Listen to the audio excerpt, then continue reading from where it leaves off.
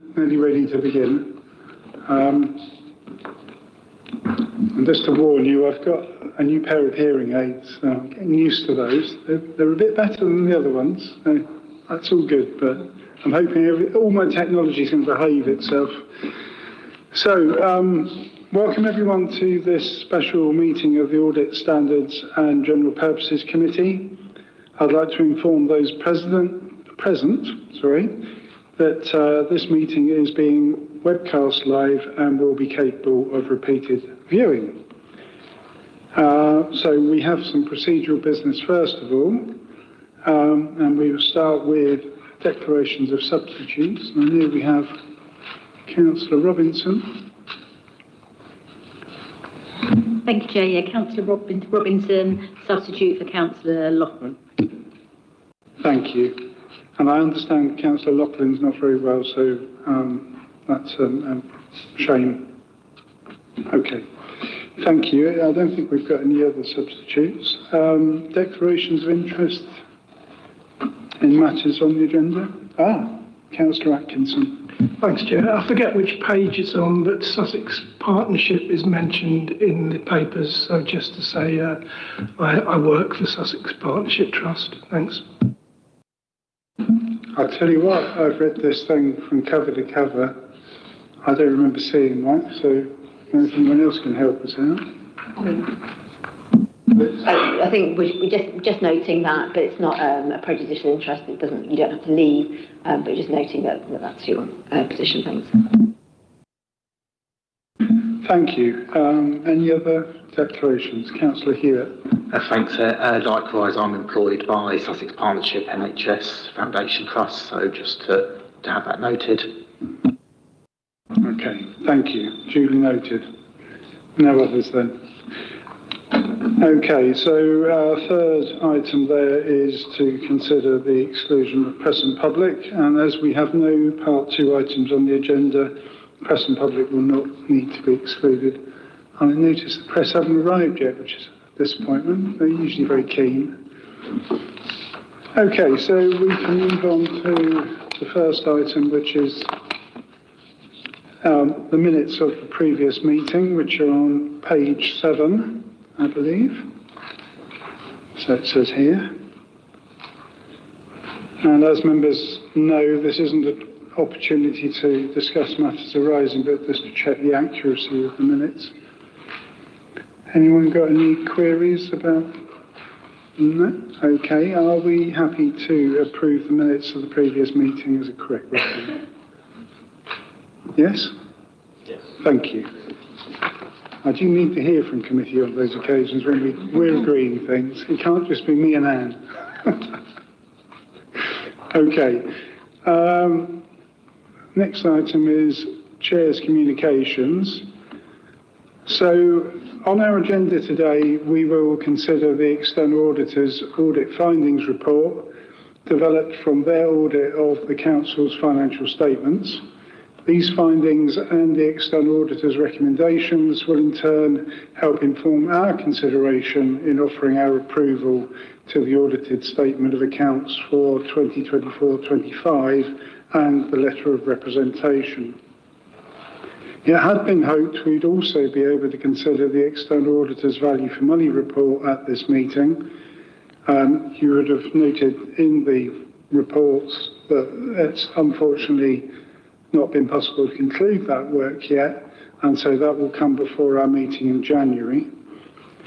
Members will be reminded by the minutes of our September meeting that we called for a report on the draft budget to come to our next meeting in January. So along with the VFM report, I think this will give us a timely understanding of the context of the budget and also the proposals being drafted. I think we have already asked that Councillor Jacob Taylor, as Finance Lead, attend that meeting to inform our considerations, but I'd just like to reaffirm that invitation, which I think is agreeable. On our agenda today, we also have our regular quarterly progress report on the internal audit and counter fraud, and also one on embracing an update of the SIPFA Code of Practice. I'm pleased to welcome Councillor Allen, Cabinet Member for Customer Services and Public Realm, who is here to help us with both of those items, and I'm sure more generally too. So welcome, Jacob. A number of our reports are quite lengthy and detailed, so I would ask members to quote page references when asking questions or making points, so that this is there, can help myself and officers to ensure that you get a proper response. Okay, thank you. So next we will consider the call over. So I'll ask the Democratic Services Officer. Yeah, thank you, Chair. Item 36, External Audit Findings Report 24-25. Call. Item 37, Audit Statement of Accounts 24-25. Call. Item 38, Internal Audit and Counter for Quarter 2 Progress Report 25-26. Call. Item 39, SIPFA Code of Practice for the Governance of Internal Audit in UK Local Government. No? Okay. No, not that one. Okay, items 36, 37 and 38 have been reserved for discussion. Those not reserved will be taken as received and the report's recommendations agreed. Thank you. So that was all the first three and not the last. Yeah, so we're not looking at the SIPFA report. Okay, so the next item is public and member involvement. We've not received any items from residents or councillors to consider. We shall move on to our first report, which is the external audit findings report, which will be introduced by Andy Conlon. I thought Paul Cuttle was coming as well, but that's obviously not. We have apologies from Paul, Chair. Sorry, he's unable to make the meeting. Okay, that's no problem. I'm sure you're more than capable of covering all the ground here. I believe that we've got something of a presentation or summary, and I'm not quite sure in which format you're going to deliver that, but I've received a copy of it, but I'll leave that to you. I think before I forget and we crack on, I just wanted to actually say to members, because it is a very long and detailed report, I think a particular thing to draw members' attention to is to take note of the external auditor's action plan recommendations and management responses, which commence on page 73. I think that's quite an important point for us to look at. Okay, Andy. Thank you, Chair. So I provided a summary sort of headlines paper to accompany the audit findings report, which I think has been circulated to members. And really that's just to draw your attention to the highlights, most important points, findings, conclusions in the report that we would draw your attention to in my verbal presentation of the whole 70-page report. Really is to draw your attention into those pages which are the focus. It's necessarily a long report. This is the culmination of work that started in July and then continued through with your finance team until the end of September. And then there's been mop-up after that of audit queries and discussions of high-level issues, some of these which I'll draw your attention to during the presentation. And we also have our responsibilities under the ISAs, which mean that we have many areas of the audit, such as materiality, significant risks, findings and fees, that we have to communicate to you in writing in this long form report so that you're cited on those details. So that's why the paper is long and always has been long. It's relatively familiar to you year on year, but that's just to give context. And I suppose a headline as well is that this paper is reporting a very good level of progress on the audit. We're reporting substantial completion of the audit, subject to a couple of issues which we're currently discussing with management to bring the audit to a close and to be able to sign the financial statements. That's a good position to be in, given the backstop date for completion of audits is the end of February. So we're several months ahead of the backstop. That's much better progress than we've had in previous years, and nationally, comparatively against other authorities as well. This audit is in a good position. So just to highlight that sort of good news point, that this report is a good position for the statutory audit. So turning to the detailed report, we'll take the reports read. The audit was completed during June to September 2025. We were presented with a good quality set of financial statements. They were supported by clear working papers, and there's very good engagement between the audit team and the finance team to carry out an efficient audit. We identified 2 adjustments to the financial statements. Both of those were really technical balance sheet valuation issues, so they don't have an impact on the council's usable reserves or financial position of the council. So I wouldn't suggest that members focus on that. It's a technical point of the audit. They were adjusted for in the financial statements. There were a number of minor classification and disclosure changes highlighted from the audit. These were corrected in the final set of financial statements that you have in your papers to this meeting. None of those were considered to be significant in nature. For those misstatements identified which management have not adjusted for, so there's a section where there are misstatements which aren't adjusted. The reason is given for that is that they are not material to the financial statements, and we're in agreement with management that they aren't material to the presentation of financial statements. So it doesn't affect the fair presentation of the financial statements that those weren't adjusted for. As the chair highlighted, we raised 3 control recommendations as a result of our work, which management have agreed, and they've set out plans to implement those in the coming year. None were considered very significant in nature. We often have control recommendations that come out of our detailed testing, and management have a reasonable action plan in place to implement those. We also confirmed in our work that a 2023-24 prior year control recommendation to improve the council's capital accounting accuracy had been implemented by management, and we verified that through the systems that are in place, and we didn't find any issues with the same area in our audit this year. On pages 31 to 42 of the report of your pack, we set out our overview of the significant and other risks for the audit and the work we've completed against these.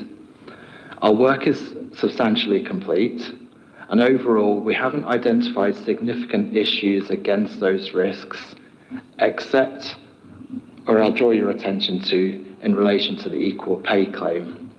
So as you know from the previous year and from updates from management, the council has received around 1,000 equal pay claims citing potential gender pay inequality. The council has a job evaluation scheme in place and review of pay and allowances, and the council considers that the claims are defensible and has commissioned legal advice in assessing the potential risks and defences of those claims.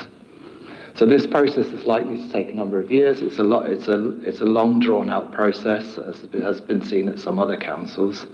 And currently, management have disclosed in the accounts a contingent liability, essentially a potential liability of uncertain timing, uncertain quantum. We've completed audit procedures around that, challenging management on the issue, meeting with the council's legal advisors, and assessing whether that liability could meet the recognition criteria for actual provision, financial provision in the accounts.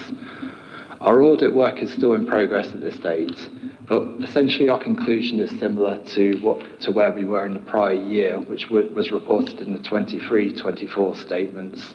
We've met with your legal advisors to understand their assessment of the current position, with the position being that there isn't sufficient information on the claim to estimate the financial quantum for that for this current period. Due to the backstop date, we are, as auditors, are in the position where, in concluding the work, we have been unable to obtain sufficient and appropriate audit evidence to fully conclude that the contingent liability is reasonable. But in order to meet the regulation backstop date, we issue a disclaimer of opinion, which is the same position as 23-24, as to enable the council to publish signed accounts with an opinion, but it is a disclaimer of opinion in this specific area around provisions. The rest of the audit has been completed and the work is reported in this audit findings report, but that position remains the same.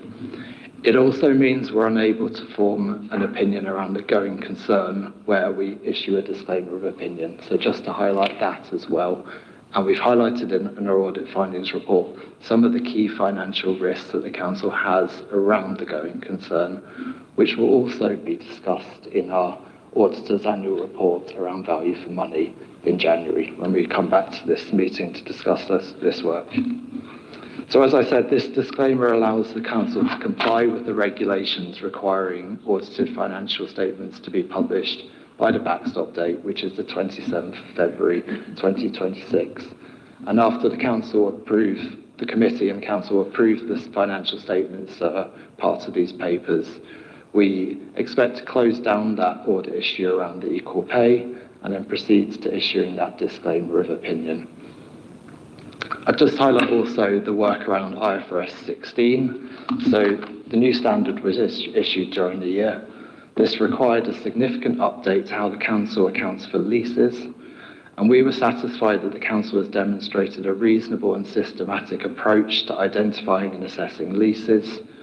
We're satisfied the council had updated their internal controls adequately, made reasonable accounting judgments, and that the overall disclosures in the statements were in line with the accounting standard. Only minor discrepancies were picked up during our audit, and I wouldn't draw your attention to those. We think the council did a good job around IFRS 16 effectively. We mentioned the value for money work. That is substantially completed. And again, it's a good position to be in. The draft report is with management, and we've been discussing that. And really, there's just discussion around the recommendations that we're making in order to finalise that report. That will be presented to the January 27th committee, and we're quite near to finalising that report at this current point. So in just closing down, I'd like to thank the finance team for their engagement. We've had good engagement over several years on this audit. The audit's in a good position of completeness. We're looking to sort of close down and get to an opinion and then report that value for money work to you in January, well ahead of the backstop date. And I'll just take any questions. Thank you, Andy. So before I go to questions from other members, I think this point about why are we taking this report now and not a January meeting when given it only needs to be submitted by February? And I think there is an urge to do this as soon as possible. But given the opinions not there and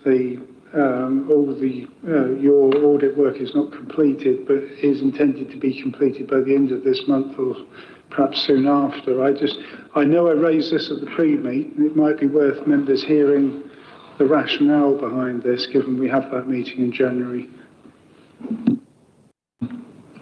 Well, we can't issue an opinion until members approve financial statements. So in the sequencing of events, we need the approved financial statements signed by the council before we can issue the opinion. We're very close to completion of that work. We've had our final meeting with your legal advisors around the equal pay issue. So really it is just a matter of closing down the audit file, administration of the audit file. It's not completion of audit work. And in our experience, it's good to close down the reporting of the audit findings report, close down those issues, because in leaving those issues open, things can change. And it's good to sort of close down the audit, sign the audit well ahead of the February date. It just means that we're not leaving it close to the line from our point of view. And sorry, John.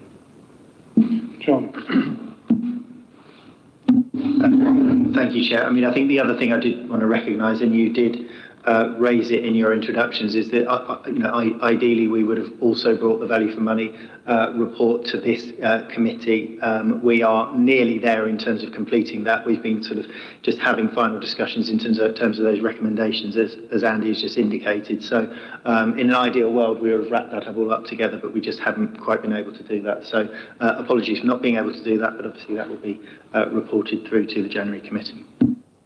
It does make me wonder if our meetings are in the right time sequence for this, really, because, there we go. I know that with the backstop, the idea is that all the work's getting brought forward, isn't it? So hopefully in subsequent years, things will be done sooner and perhaps in time for our, Andy. Just as an additional point, the backstop date does eventually, for the 26-27 year, come forward to the end of November. So it's also good to have a dry run where the challenge of meeting that date, and the challenge is steep, but we are at the end of the audit and the value for money work is basically complete. So we're very close to that, being able to say that in future years we can hit that date, and the meeting will have to sit in November in future years.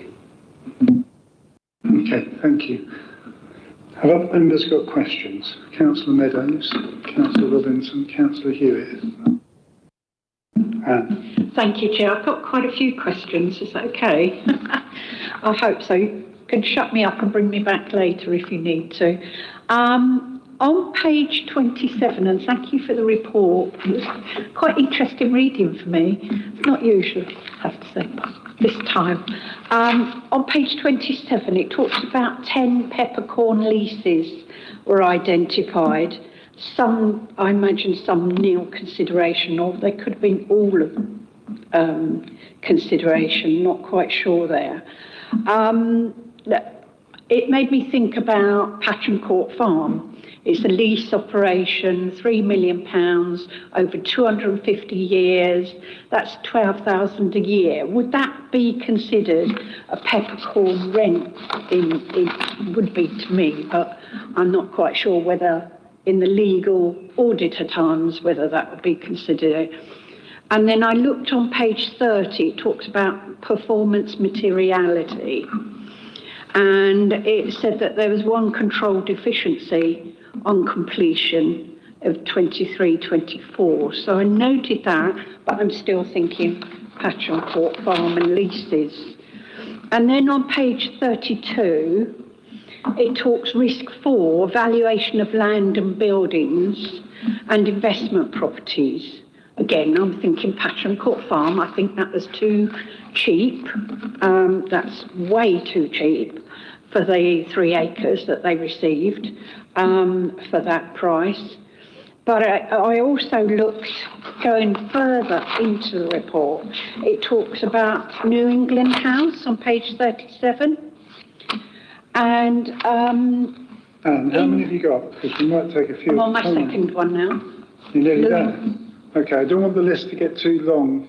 Okay, I'll do New England House, and then I'll go on to Heritage. We'll have a break to get my answers, and then I'll go on to Heritage, if that's okay.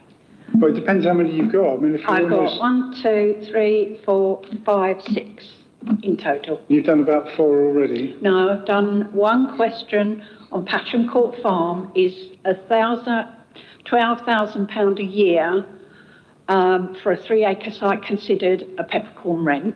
So that's one. Yeah. Should we answer them each? Shall we deal with that first then? Okay. That's fine with me. Andy, John, who's answering this? Sorry. I can't really speak to the detailed specific location and lease. I don't have that information in front of me. I think that it didn't sound like a peppercorn lease level of costs, but I don't. John, do you have any further information on that particular lease? I think I'd have to take that one away and really sort of take it outside of the meeting to respond to be honest, given the specific.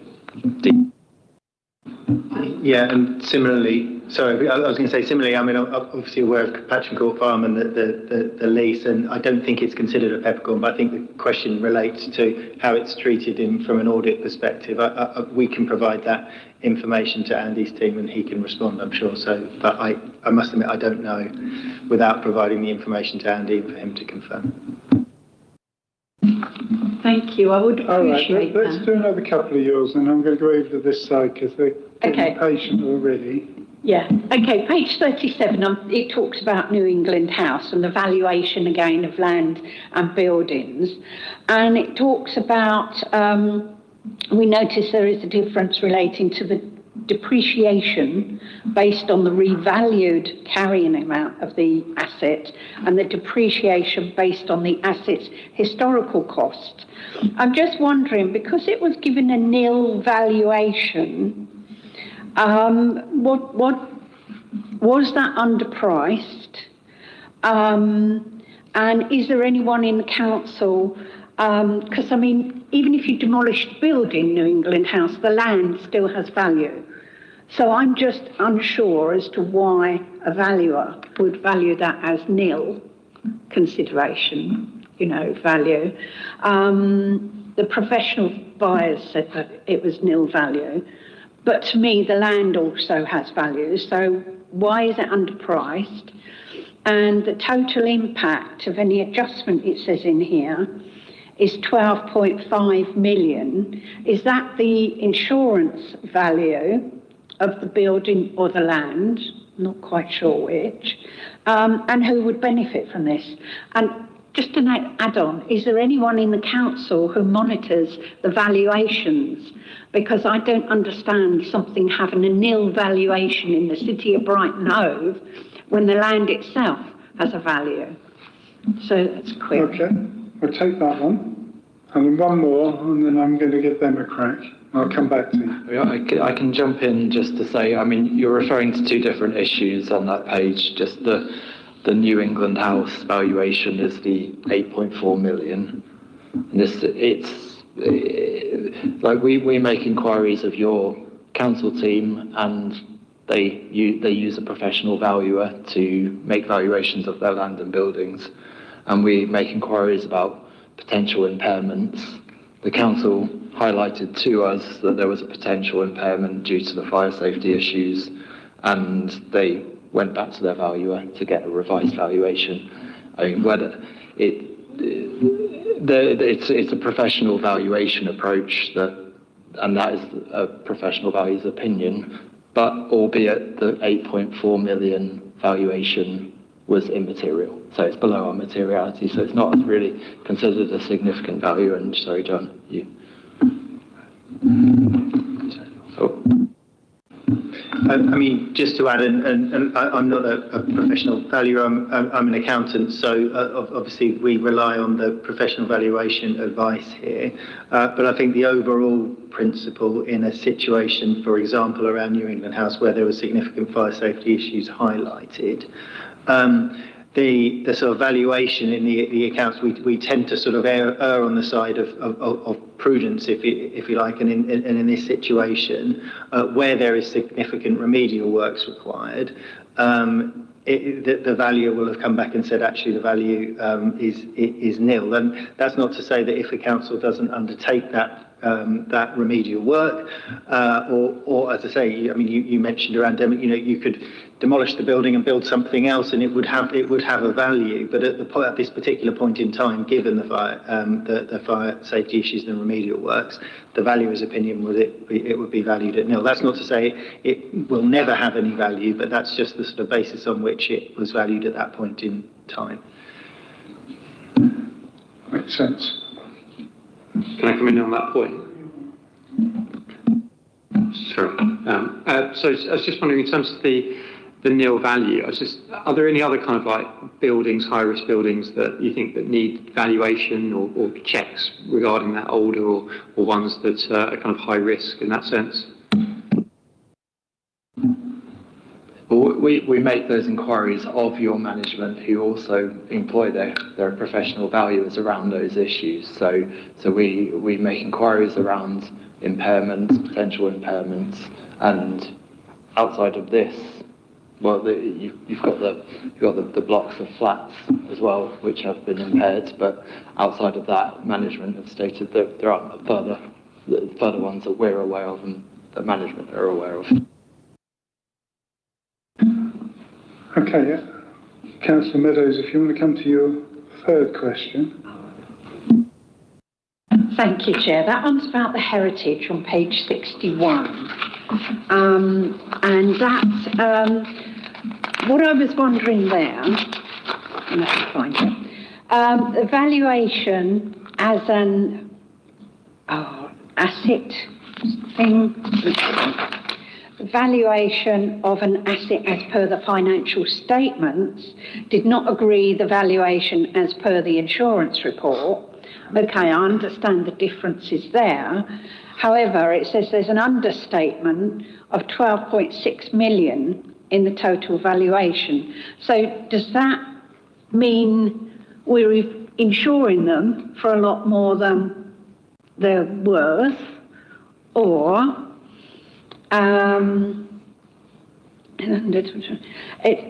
is this just an accounting error, or is it a debt or insurance costs? Or I was a bit puzzled about that bit.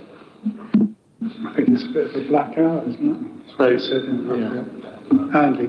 So the accounting standards and the SIPFA accounting standards allow authorities, as a permitted valuation is against a insurance provided for an insurance valuation effectively. So for heritage assets, that's considered an appropriate valuation. In this case, there was an administrative error in that the valuation journaled into the general ledger just didn't match that. It was picked up in the audit, and as is reported here, it was adjusted. So the valuation in the financial statements does agree to the valuation, the insurance valuation, so that was corrected and we were satisfied in that. So there's not really... John? Thank you. And just to add to that, I suppose I was going to say, I mean, heritage assets, and Andy agrees, heritage assets are sort of quite a tricky or slightly unique assets to value in your balance sheet. Insurance valuation is a sort of basis on which you would tend to value them. And as Andy said, there was an error that was subsequently corrected. Heritage assets don't tend to be the sorts of things that you can find a market value for, because they are, by definition, sort of unique to the heritage of the city. But also then just to say that change in valuation is just a balance sheet impact, so it's nothing that affects the council's revenue or anything like that. It's just the fact that it was it was valued incorrectly on the balance sheet. That was increased, and a sort of corresponding adjustment on the bottom of the balance sheet, but it doesn't affect the council's revenue account in any way.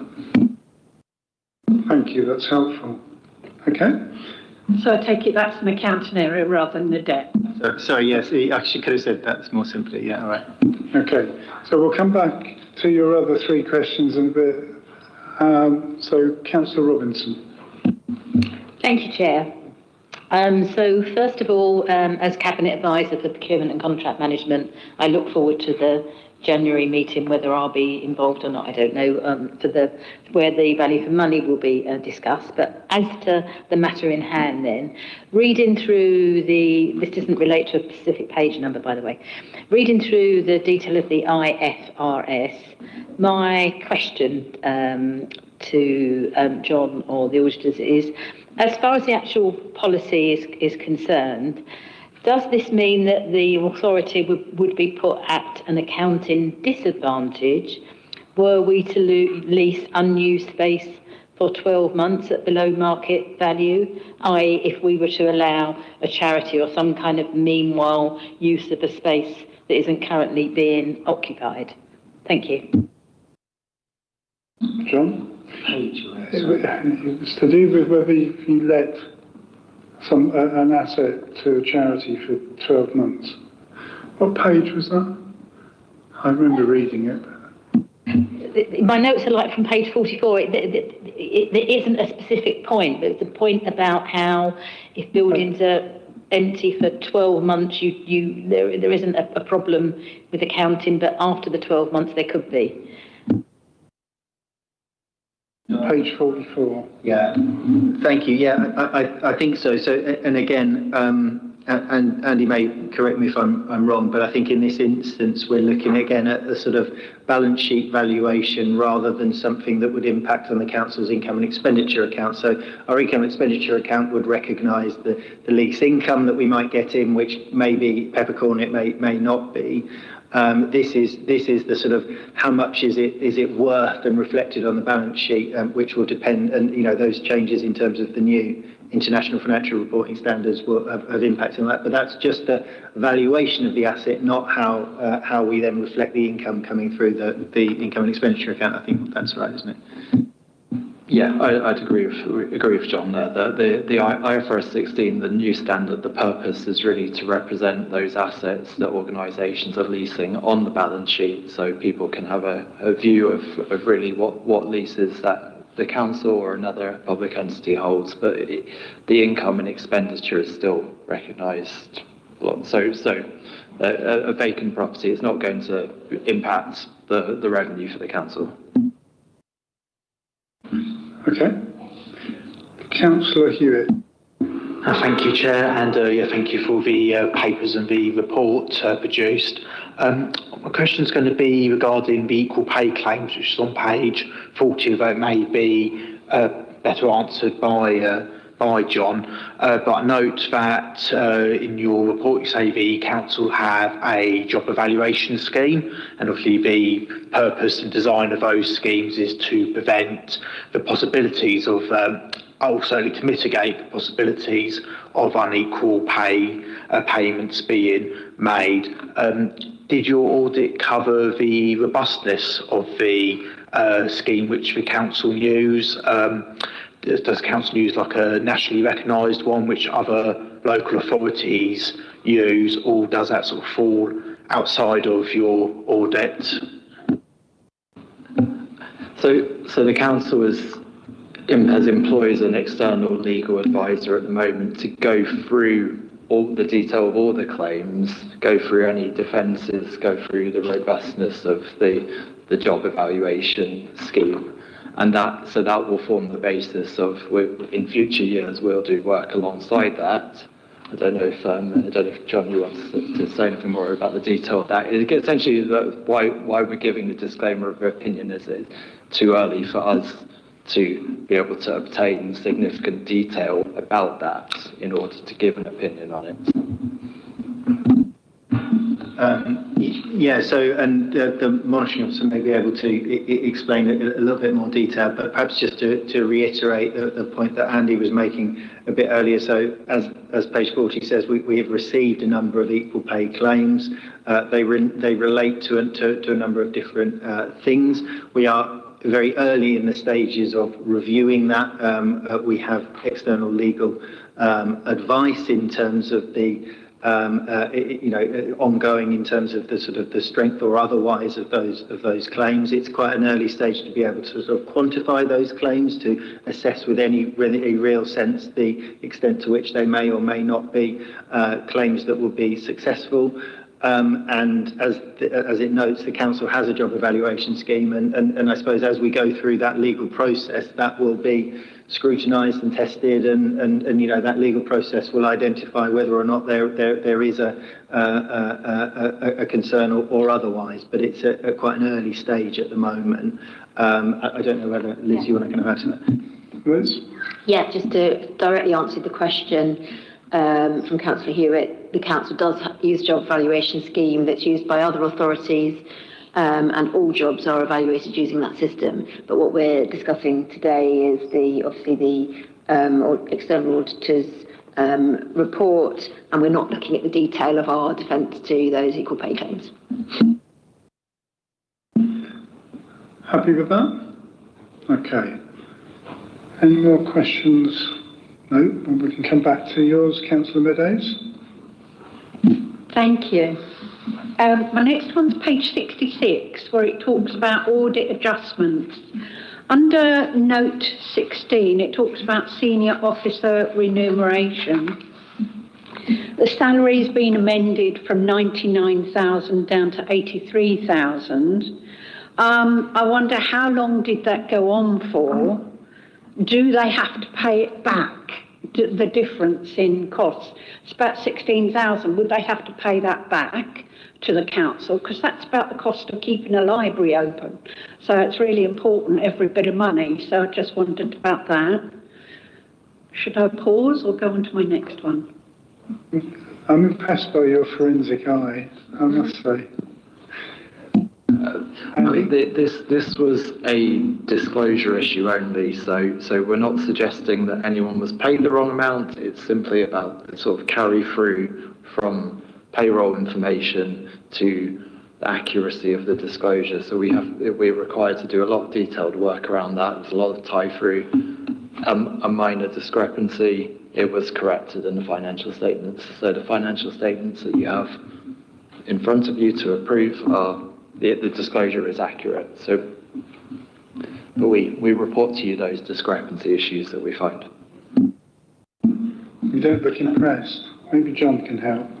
Well, so I think just to expand on what Andy's saying, at the risk of sort of repeating, so it wasn't an issue in terms of someone being paid incorrectly, but the way the accounts are pulled together, we're required to report on the salaries of all those paid over a certain level, and one officer was put in a particular sort of band category in that note in the accounts and should have been in a different one. So it was information incorrectly being pulled from payroll into the accounts for this one officer rather than someone being paid incorrectly, if that makes sense. So does all the changes that we've seen confuse this as well? You know, we've had with the restructuring. I must admit, I don't know the specific detail of why the error occurred, as I say, but just to confirm, it was an error in terms of bringing that information through from payroll into the accounts rather than the payroll and the salary itself being incorrect. And you've got a follow-up? Just to come back on that, are you stating that they were not paid that incorrect amount? Because that is a huge difference. And, you know, if it's in payroll, it normally flows through and you're paid X amount. So at what point was it discovered? You know, I'd be interested to know if they were overpaid, are they paying it back? I mean, just to confirm, they're not being overpaid. So the amount of that. No, but I can double check and confirm to you. But I think that the issue highlighted by the auditors is not that this person was being incorrectly paid. It was that the amount that was included in the note to the accounts was wrong and should have been a different amount, and the amount in payroll was correct and had always been correct. I can check, sorry, if that makes sense. Thank you, that makes much more sense. Okay, and then go to note 28 on the same page 66, and it talks about the Orbis shared back office services. It talks about disclosed amount of 7.7 million to East Sussex County Council in the accounts, where there should have been 4.7 million. I just wonder, was the money paid to East Sussex County Council? Can we claim it back? And quite frankly, how is this allowed? You know, can we afford an abacus for someone, really? The nature of this is quite similar to the senior officer's remuneration disclosure issue we just discussed, where there wasn't an incorrect payment made. There's a lot of information pulled through from different systems into the financial statements. It's a big operation, and we do a detailed audit over it. And it's just an error in the amount that was disclosed in the note. But once we looked into the background records, we were happy that in the background records, the appropriate amount has been actually paid and recorded in the general ledger. So it's really what came through onto the final bit of paper in the accounts as a disclosure. So yeah, we do have to report those disclosure errors, but we would, if there was any error of that nature that actually had resulted in a mispayment, an overpayment or an underpayment, that would be brought up to the significant findings in the audit. This is really a disclosure issue, just to reassure you, there wasn't an overpayment or underpayment. Okay, they've been thinking about this for months. And then just my Okay, last... you've got One more, very small one, on page 70. It talks about the council housing that was built in partnership with Hyde Housing. It talks about there's a valuation loss. And again, this may be an accounting issue rather than actual money, which I always look at on things. Is this a loss? It talks about determined the valuation loss to be 3.559 thousand. So 300 and, or is that supposed to be 3 million? Not sure. But what I wondered, is that a valuation loss to the HRA? Is that, so technically, is that owed to the HRA? Or following on from a pattern we've heard about earlier, you know, is it an accounting issue or is it owed to the partnership with Hyde Housing? What page was that there? That's page 70, Chair.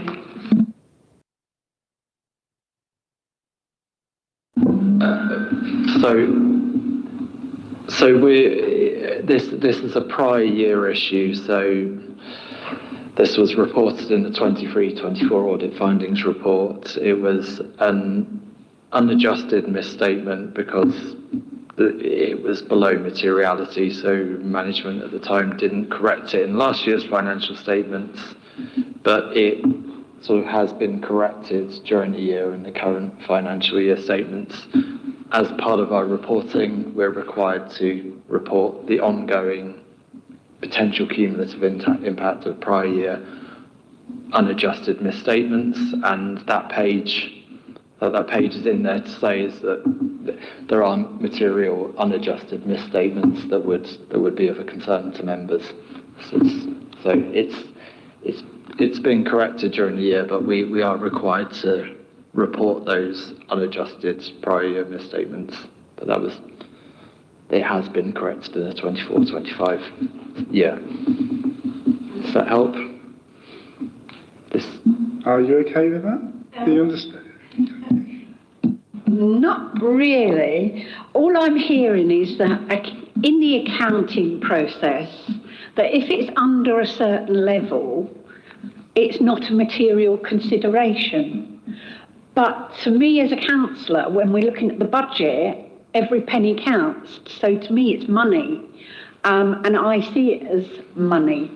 So to call it just an accounting under a certain level, you don't look at it or consider it. To me, that's still money. And I'd still like to know if that's owed to somebody, to us, or to someone else, if you see what I mean. Okay, I'm looking at it from a layman's point of view, because I don't see how you can ignore 3.559 thousand. You know, it's a lot of money to me.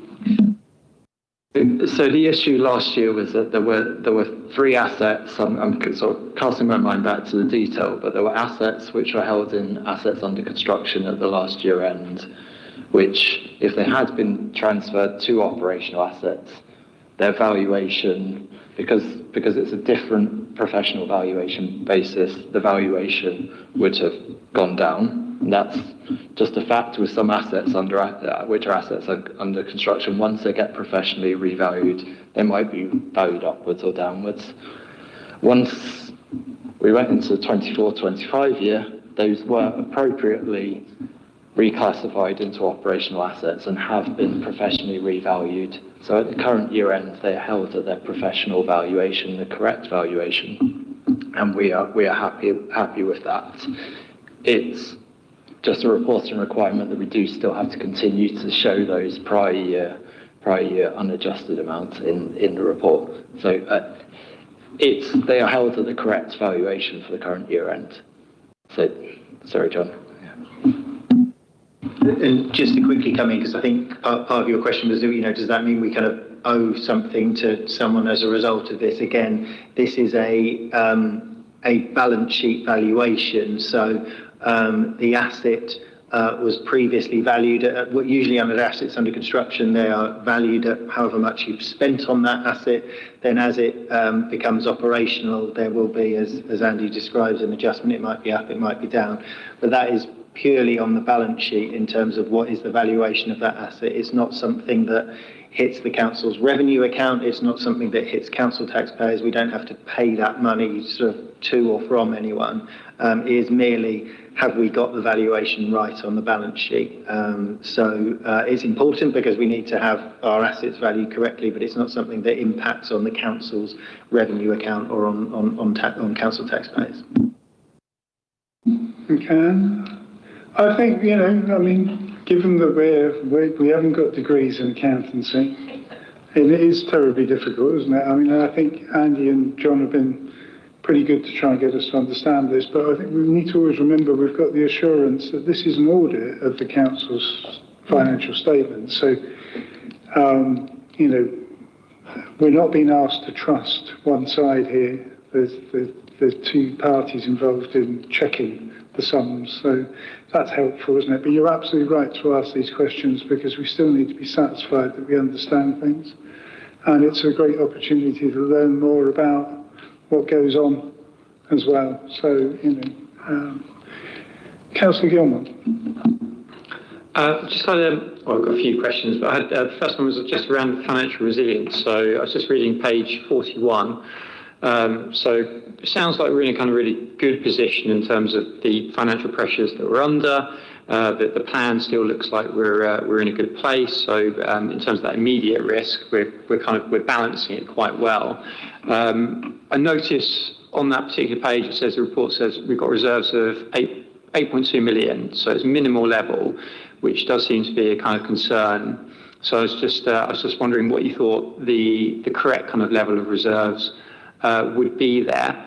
And then in terms of like the risks, because obviously we can't cover it with the reserves, it was mentioned in terms of budget gap, savings not being delivered, and equal pay. I was just wondering which ones you thought were the most immediate risks that we had. I'd imagine equal pay is more of an existential issue down the road, but just out of those.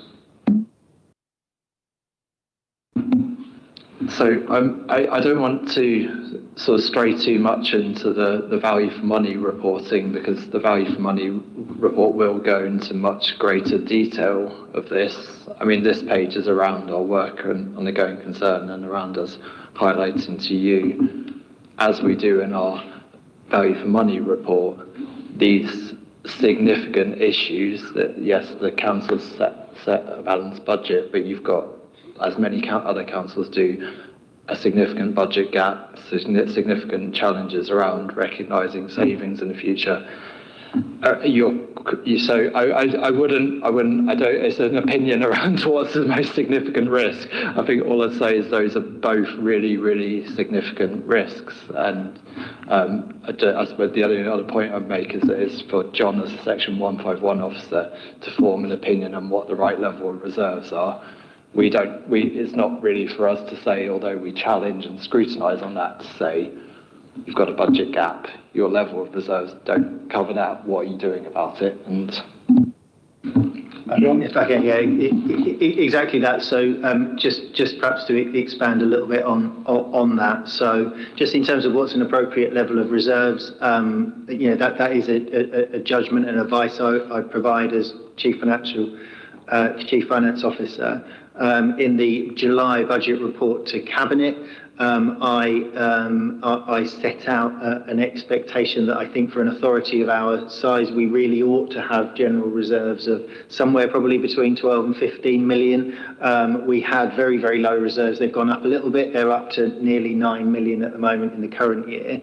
But given some of the challenges that not just us as a city council, but all councils face, whether it's adults, children, social care pressures, temporary emergency accommodation, I think we would ideally, we would want a greater level of reserves to improve our financial resilience. In terms of the sort of risks that are out there, I think broadly you're right. The kind of equal pay issues it's too early to tell in terms of in terms of that, but certainly immediately we have particular pressures around things like emergency and temporary accommodation, which are big pressures in our budget, and that drives, I think, the need for us to work really hard to mitigate that, but also recognise that our reserves are quite low. I mean, in the value for money report that our external auditors set out last year, they raise a significant weakness, a significant concern around financial sustainability, given our low level reserves and the service pressures that we have. I think the council's done a great job at balancing its sort of in-year position over the last couple of years, but those pressures haven't gone away. I think we still appreciate we've got a really significant challenge around financial sustainability. Yes, thanks, John. I mean, we had that discussion previously, didn't we, about the reserves, and as you say, you've only got to look back at last year's value for money report. But we have to be patient, I think, on this. Councillor? Just another question, just around the backstop. Is that a new piece of legislation that's come in that I hadn't heard of it before? I mean, so I was just wondering if you could, and that kind of coming in and not being able to just kind of come back to the beginning of your presentation, be able to kind of give a full opinion, is that mainly related to the kind of equal pay claim, or was there anything else within that I missed? So it's not a new piece of legislation for this year, but it is recent. So the backstop sort of came in last year. The purpose of it being to deal with the backlog of public audit accounts. So many entities had a backlog of more than one opinion, so it's to sort of draw a line under that. And our disclaimer of opinion only relates to the completeness of provisions. The equal pay issue that we discussed. Everything else in the audit has been completed and reported in this audit. And really it's the impact of the backstop is, in the past, there would have been a potential to keep the audit open and sort of say, we'll wait until we have enough evidence. And in this case, that could take a long time, as we've said. But this means that accounts are sort of brought to a close, and we move on to next year, which is the purpose of the legislation. Yeah, that's great. Thanks. I understand. Yeah. Thank you. Any more questions from members? I picked one thing up myself. Page 54. I'm not sure it's been covered. Let me just get to it, because I'll get myself confused if I don't. So yes, there's a table there on page 54, and quite simply on the left-hand side it says £29.7 million, and in the column over you'll see a paragraph there. It refers to 29.7k. They're the same numbers out by 1,000, so I imagine there might be a typo, but it could just be coincidental. Sorry, what page are you on? We're on page 54. Other findings, key judgments and estimates.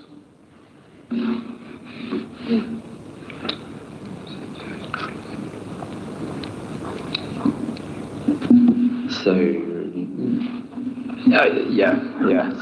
So I think the figure in the left-hand column is I may have to take that away to just check the detail, to be honest, because I think it's a closing amount. But let me check that just in case, because without the detail in front of me, it's quite a big difference, isn't it?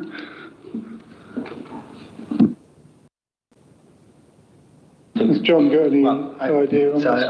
I think the figure on the left is right. I think it may well just be a typo on the figure on the left is right, is correct, shall I say, just not to get confused. I think the figure on the right might just be a typo, but I'm sure we can correct them.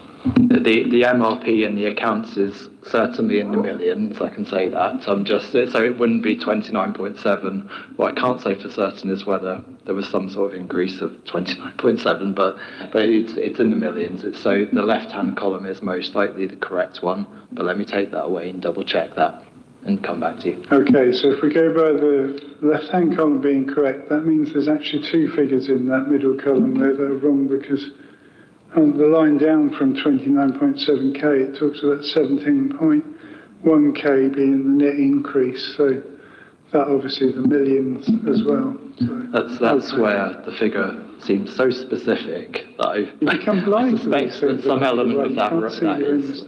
I would like to check that before sort of making any correction, if that's okay. But I think just to reassure you, with this page is to tell you the work that we do around the authority's minimum revenue provision, and that our conclusion was that the authority does have a suitable estimation method for that provision. Okay, right, thank you. So, notwithstanding that getting sorted out, and I'd just like to thank Grant Thornton and our financial team as well, and management teams, because they would have all informed all of this for your huge amount of work on this. We just get the final end of this. You can't imagine how many person-hours it all takes to pull it all together. It's quite tremendous, really. So I think we probably all very much appreciate that. We need to turn to the recommendations, which I want to see them before I... that is page 13, isn't it? Let's get them.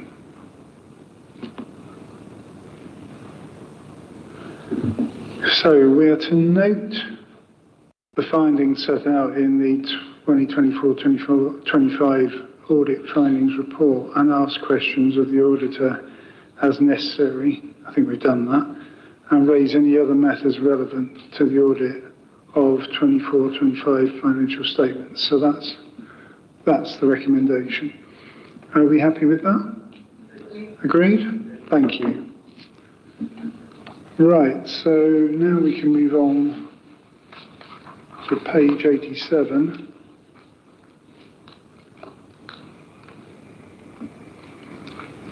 Which is the audited statement of accounts. And Andy, you're also going to introduce this. It says on my running order, but I suspect John might be doing that. They always trip me up as well, you know. That's John. Thank you. So this report really follows on from the external auditor's report that we've just covered. So as Andy has mentioned, the audit of the accounts is now substantially complete, and the report that they set out updates where they've got to on the audit. The accounts themselves need to be approved by the audit committee, and then obviously we can kind of conclude the process of them being signed, and then we move on to eventually to next year's audit.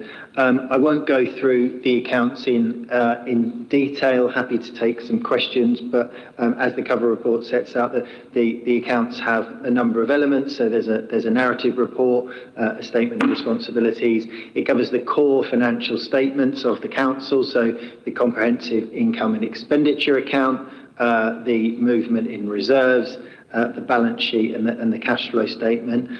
There are a number of other parts to the accounts as well. So the housing revenue account, which looks at which is a ring-fenced account in terms of the rents we collect from social housing and the amount that we spend on those properties and the management.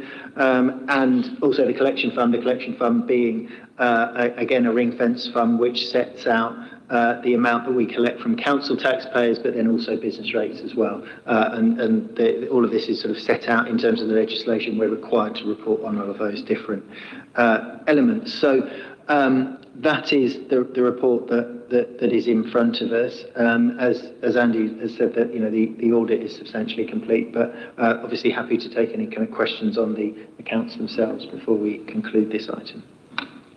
Thank you, John. So it kind of feels like part two of the same thing here, which it is really. So I think Councillor Atkinson got there first. Councillor Atkinson. Oh. Thank you, Chair.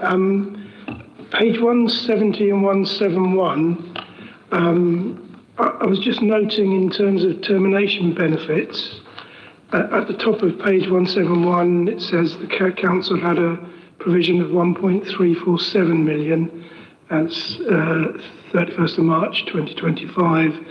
But looking at the table, the bottom figure for this year is 4.696 million, which is a huge increase from 23-24.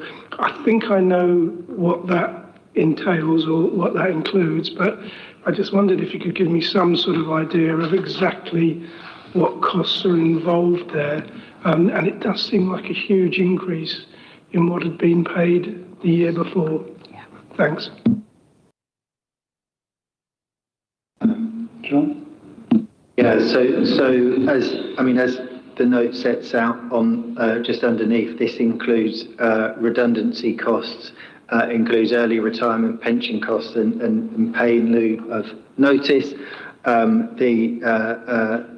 The requirements. So obviously, if someone leaves the council, for example, under a kind of a service restructure, there would be redundancy costs. There would be early retirement pension costs if that employee is at a certain age and therefore is entitled to early payment of pension. And pay in lieu of notice is obviously included there as well. It is correct. There is quite a significant increase in the amount of the amount paid out under this for 24-25 as opposed to 23-24. If I'm completely honest, I don't understand the detail of that. I've been here for 6 or 7 months, so I don't know the detail of what happened 2 years ago as opposed to what was in this set of financial statements.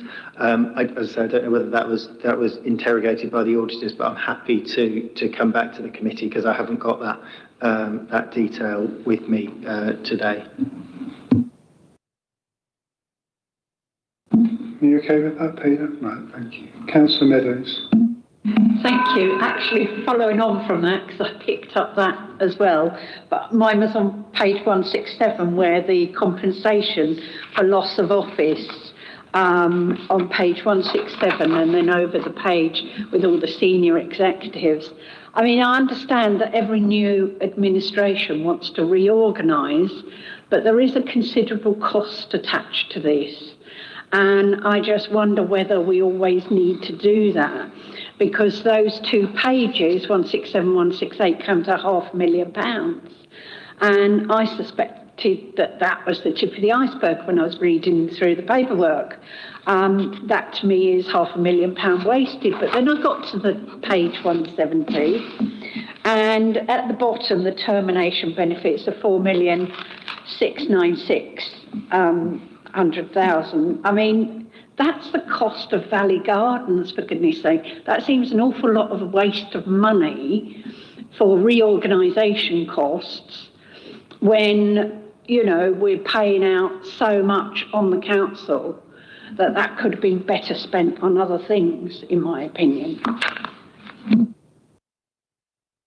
Right, that was an opinion. I'm not sure there was a question there, but...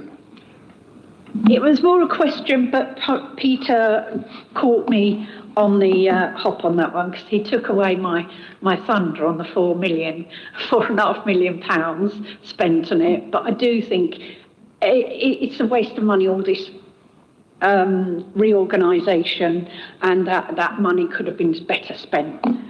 Thank you. I think John's prepared to say something. Just a couple of points I wanted to clarify. This line will also include termination benefits across many employees employed through on our terms and conditions, but in schools. So there will be many kind of changes and across the schools estate that will impact on this line. The other thing to say is that there was quite a significant senior management restructure in the previous year that did generate some quite significant savings, and this amount does need to be seen in the context of those annual savings, which will carry on year on year. So I just wanted to make those 2 points. Thank you. Okay. Councillor Gilmore. Yes, just coming on that point of reorganisation. When was the last time the council reorganised itself? Just for clarity. The last sort of senior management and reorganisation took place in 24-25. So the previous financial year. It preceded me, so I can't remember the precise date that it came in, but it was during the previous financial year. So I think in the autumn of 2024. So I'm looking at Alan and Jeanette who are nodding. So yeah, in the autumn of 2024.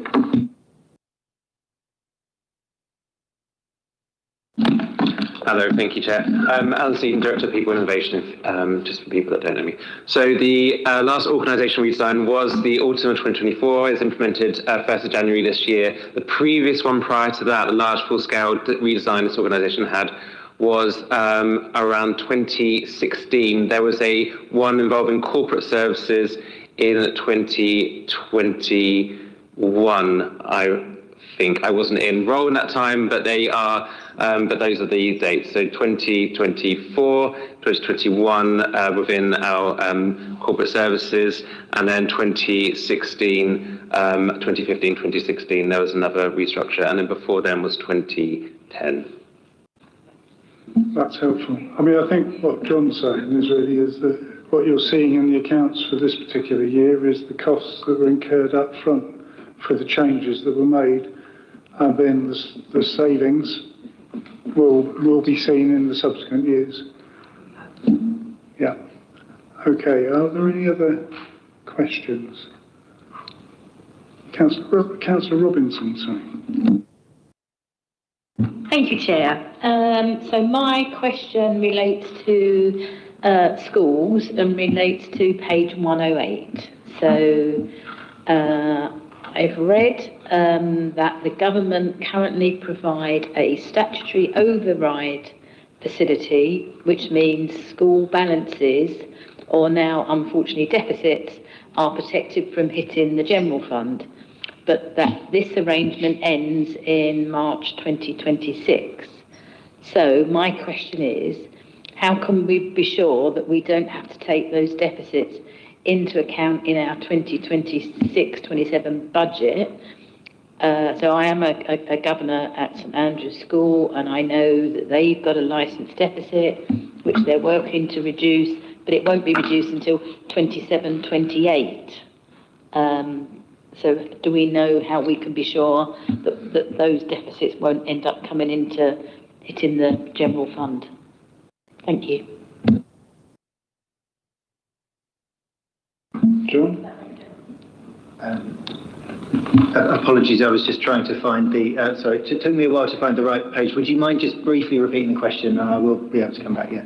Thank you. Let me repeat the question then without the waffle around the edge. So the government provide a statutory override facility, which means they kind of underwrite any school deficits, but I understand that arrangement ends in March 2026. So when that ends, if it ends, how can we be sure that we don't end up having to take the school deficits into account in the general fund, basically? Thank you.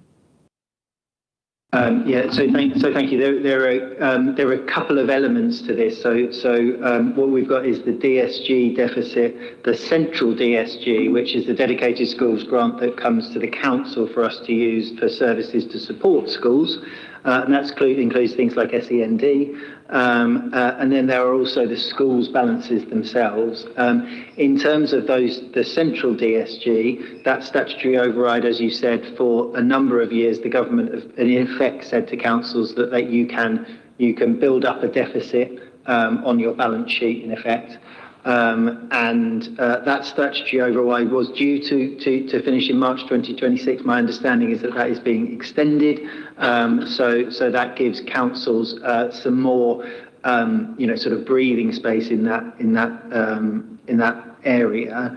But obviously, having said that, fundamentally, and the government have also indicated that they will kind of come forward with proposals around how to reform the SEND system, because clearly that is a sort of temporary solution to a long-term sort of structural kind of funding issue.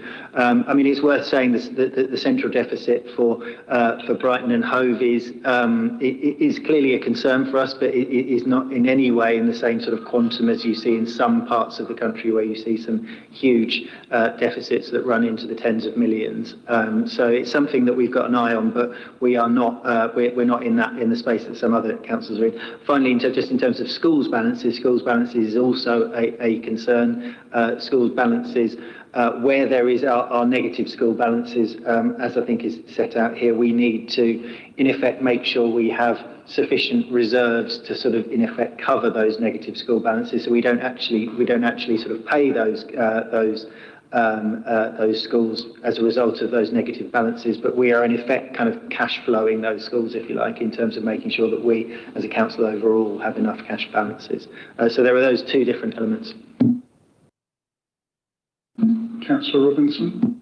Just to say, it's great now that we have Jacob Taylor, who's got his eyes all over anything to do with money, and that we're keeping a much closer eye on stuff like this, and we're working closely with the schools to improve the position. I think in years gone by, perhaps these things were allowed to grow a little bit, the balances were allowed to get a little bit too large without any kind of big effort to rein them in. So I'm sure we will continue doing our good work on that. Thank you. Okay, that's just a point really, isn't it? I don't think it needs to be answered. Yeah. Oh, Councillor Allen. Thank you, Chair. I'd just add on this point that certainly our administration has been working very hard to try and prevent schools in deficit therefore becoming a burden on the general fund, because there are already enough pressures on the general fund that we don't need school budgets putting more pressure on them. And all the work we've been doing on pupil admission number alterations, and also, of course, the sad school closures at St Bart's, St Peter's, and indeed St Joseph's, which was done by the Catholic Diocese, has all been in the name of school sustainability and ensuring that not only our one-form entry schools that are dotted around the city are financially sustainable, but also that services within those schools are at a level where learning outcomes aren't damaged. And so Councillor Robinson's absolutely right that this is a key priority for the Labour Cabinet and the administration of this council, and it's certainly something we have a very detailed eye on. Thank you for that. Have we got any more questions? No? Okay. Let's have a look at the recommendations which from the right place here. Oh? Sorry. So just had a question on the I360, also mentioned on page, what was it, it was 109 as well. So it states the write-off, which is 8.9, which is paradoxically seems to be the same amount of figure as our reserves, which I thought was quite interesting. So in terms of, I was just wondering, has there been a change in terms of the council, in terms of the way it borrows, the way it looks at kind of borrowing money, in terms of we have that as a public loan? Is there a change in terms of how we consider these things kind of going forwards? No, there hasn't been a change in how we look at these things going forward. Obviously, the I360 and the funding of the I360 goes back some time. I think what we do when we borrow. So we will look at our available cash balances and where we have a forecast deficit, particularly in terms of capital expenditure that we are incurring through our capital programme. We will need to borrow, and our treasury managers will make sure that we try and borrow at the most favourable rates at whatever point in time. So there's no sort of, I suppose, the complexity here. There's no direct link. We didn't directly borrow to then fund the I360. That was a sort of separate transaction. But what it does is sort of creates the need for us to sort of borrow in the long term. So there's no specific debt tied to the I360, but it is something in terms of our overall debt and minimum revenue provision, we need to make sure that we kind of account for that in our accounts on an ongoing basis. So I'm not sure if I've explained that very well, but yeah. Thank you. Councillor Gilman, I hope this isn't going to get all political. I know you're on some favourite subject. No, I'm going to come off the I360. I've only been on it once.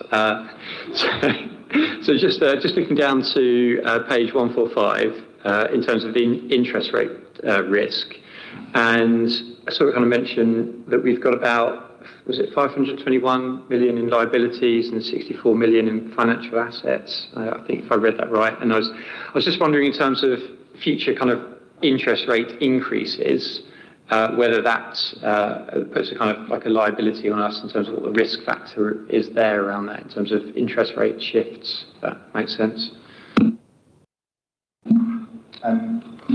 Yeah, I mean, just to respond to that, I'd say, I mean, it's a very real and live issue for a lot of councils at the moment, in terms of the fact that interest rates are much higher now than they have been for quite some time, but certainly over the last 10, 15 years, they're much higher now than they have been previously.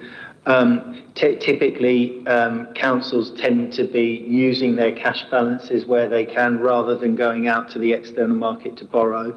But where you have a capital programme, whether it's through the housing revenue account for various reasons in terms of, you know, building new houses, in terms of fire safety, in terms of energy efficiency, all those sorts of things that we'll be doing through our capital programme, that creates a requirement to borrow over time. And actually, at the moment, ideally, we would want interest rates to come down before we borrowed. So in effect, what we're doing is trying to see if we can use our cash balances until the point that we really need to borrow, and then we'll go to the market. I mean, the sort of, as we all know, interest rates have come down a little bit from where they were a year or two ago. Long-term interest rates actually are still quite high. So, you know, we're not looking at borrowing long-term at the moment until those interest rates start coming down. But it's a very live issue for a lot of councils at the moment who are looking at when the most appropriate time to borrow is. And ideally, you wouldn't want to lock into a large amount of borrowing when your interest rates are higher than certainly we expect them to be maybe in a year or certainly in 2 years' time. So it's a very sort of live issue that we're looking at the moment.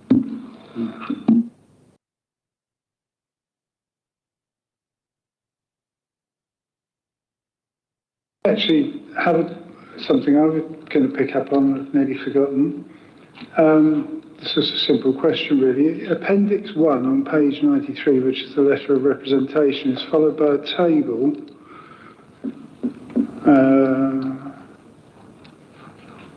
of impact of unadjusted misstatements, and that's on page 97, according to my crib sheet.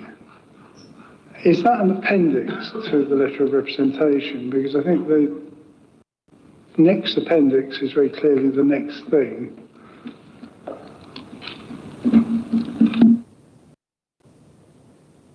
So it's an appendix to the letter of representation, and the letter of representation refers to it. So in the letter of representation, we have a section where it refers down to unadjusted misstatements, and they are as presented in the audit findings report. So that's not new information. That's from the audit findings report, which we've already discussed. I was rather hoping you'd say that. So we've got an appendix to an appendix. That's what we've got with that. Because the letter is appendix 1, and then this is an appendage to the letter. That's what we're saying, isn't it? Yeah, that's all right.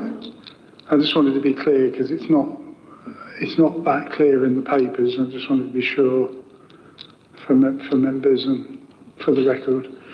Okay. More pedantic than all of you, I think. Oh, Councillor Robinson. Thank you, Chair. I've just realised I've got one more question. Are you okay for me to ask that, Chair? Go ahead. Okay, I mean, thank you. we've got to do this properly. Oh, right. Of course. So, and I see we have Jeanette here, because it's a question really for Jeanette. Page 116 talks about the increase in debtors from 2.4 million, I think, to 6.1 million. And the question is this related to adult social care, do we think? Thank you. What page was it? 116, did you say? 116. Okay. Then it's note 14. I'll give Jeanette a chance to make her introduction.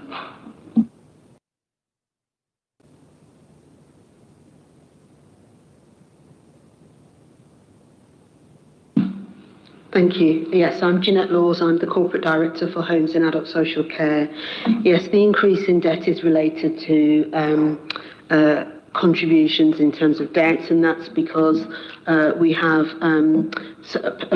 some service users who secure their costs of care by attaching them to their property, which is a deferred payment later on in years, and that has been an increasing number of self-funders who are paying for their care in that way. So that's why we carry increasing debt. We are working with corporate colleagues to think about how we manage that level of debt, because some of it is unsecured debt, but the majority is secured. Councillor Robinson? Yeah, thank you. Right, so let's... Councillor Gilmore. Just comment. I was just to say thank you for the summary in terms of the report and how it was kind of presented. That was really useful. Thank you. Yes, I think it's the right moment to say thank you again for all the work on this. Thank you. But we've got a piece of work to do. Let's get to page 87 and have a look at those recommendations. So the committee notes the findings of the external auditor's audit findings report. Well, we've already noted that in the previous item. The second recommendation is that committee notes the results of the public inspection of the accounts, paragraph 5, that we approve the letter of representation on behalf of the council, that we approve the audited statement of accounts for 2024-25, and that we delegate authority to the Chief Finance Officer for any final wording and immaterial adjustments to the accounts prior to publication. So, are we happy with all of that? Agreed. Yes? Thank you. Right, I think I want a 5-minute break, if that's okay. I know we've only got one more item to go, but I think it'd help me anyway. Well, let's just keep it to just 5 minutes. Thank you.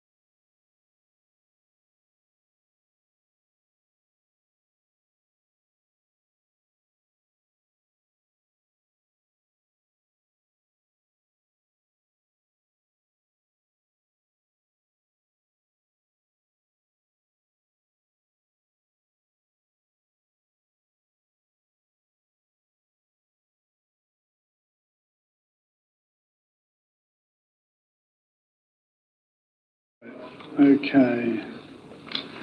So our next and last report is the Internal Audit and Counter Fraud Q2 Progress Report. So Carolyn, who's been very patiently waiting, would you like to introduce, please? Thank you, Chair. So this is our Q2 progress report. So this represents the work that Internal Audit and Counter Fraud have taken out from July to September 2025. And you will see on that report that we've got 3 reasonable assurance reports, 3 partial assurance reports, and just to note that 2 of those are a repeated partial assurance report as well. And then we've got some grants, 3 grants and a non-assurance audit on fleet procurement compliance. On page 236, you'll see our reporting on investigations and tenancy fraud and council tax fraud. And then on section 4, you will see our additions and also a couple of cancellations or deferrals of audits. And you will also see our performance in section 5, page 238. You'll see our performance is slightly down on delivery. It's not too bad, but it's slightly on the amber side. And just to say that we're carrying a few vacancies at the moment, so that would probably explain why our performance was a bit lower than usual. Thank you. So any questions really for the report? Right, okay, a bit of a queue formed quite quickly. I think Councillor Atkinson caught my eye first. And so we'll work our way around like that, if that's okay. Thank you, Chair. I'm a great believer in credit where credit is due. So it's just been mentioned on page 236 under council tax fraud. I mean, well done to the tenancy fraud team, almost doubling the amount in terms of properties recovered. And in terms of the overall amount of fraud, either detected or saved, well over double in the total at the bottom. So I think they really should be congratulated on that bit of work. The one question I've got is under housing benefit in the 24-25 column, there's actually nothing, whereas in the other columns there is something. So I wondered why that was blank, but well done to that team. Thank you. Okay. Thank you. So thank you for the kind remarks, first of all. That's very good to hear. The housing benefit, I will come back to you because I'm not quite sure why that's, but it might be that work's carried on, but it's not completed yet, so we wouldn't be reporting on it yet. But I will double check on that and come back to you, if that's okay.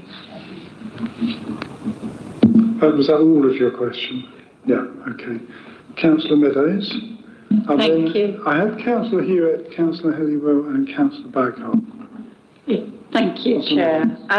Following on from Peter again, I was really pleased, thank you Caroline for this report, I was really pleased to see that we're saving money at last. The right to buy withdrawn on page 236, 102,400, absolutely great. And the council tax reduction support has significantly increased. So it's making savings for us, I assume. So that looks rather good for us. And I thought every little helps now. So, but again, I did wonder how that was achieved. So well done to the team, but how was that achieved? Is it because they actually put more people onto it or what?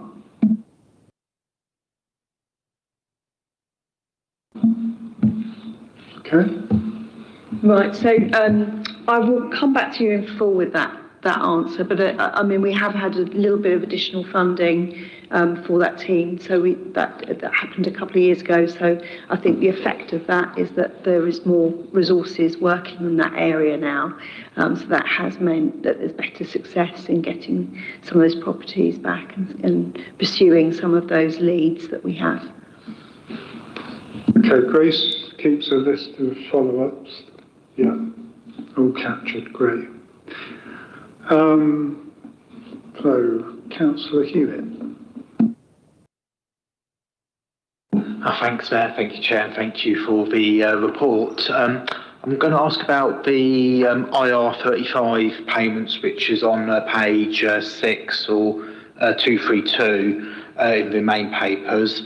So I've had a sort of involvement in the previous job regarding IR35. So when it was first brought in about 2017, I think, and sort of landed with a bit of a ban, and so I understand the sort of complexities and nuances around it. However, sort of note that this has been raised as a partial assurance beforehand, and now come back. See, some actions have been implemented to begin addressing these. But I was wondering why there has been a delay with this. Has it been because there's been new issues which have come out of it since the last partial assurance? And second question is for that: have HMRC themselves raised any concerns at all? Thank you. I think I'll probably hand this over, if that's okay, to either John or Alan. John? Yeah, thank you. So yeah, there are a number of challenges that were identified during the audit in this particular area. I think one of the key challenges that we have is that with off-payroll payments, so IR35, that the sort of responsibilities, if you like, some sit within HR and some sit within the welfare revenues and business support team. So the payments are going through the WRBS service. Obviously, some of our kind of HR and kind of employment framework sits with human resources. So what Alan and I have been doing is trying to make sure we bring our teams together so that they have some collective oversight, rather than, I think, the risks that maybe sort of summarising what internal audit, one of their primary recommendations is sometimes the oversight of this can fall between the cracks between those two teams, and we're trying to make sure we just have a kind of a proper oversight across the whole thing. So we've got a working group that we've set up to start to kind of bring all of that together. So yes, it has been an issue. It's been a persistent issue because it has come back as partial assurance again. But I think we're really focusing on trying to bring those teams together so that we get that kind of oversight. Thank you. And to answer the second question, have HMRC themselves raised any concerns? Not as far as I'm aware. I'm only just looking at Alan just to check I haven't missed anything. And I don't think HMRC, they certainly haven't raised anything with me. I don't think they've raised anything with HR. Alan's suggesting not. Okay. Councillor Helliwell. Thank you, Chair. So a couple of points about some of these areas. So, for example, in page 228, 1.1, the home care contract, where we've got reasonable assurance.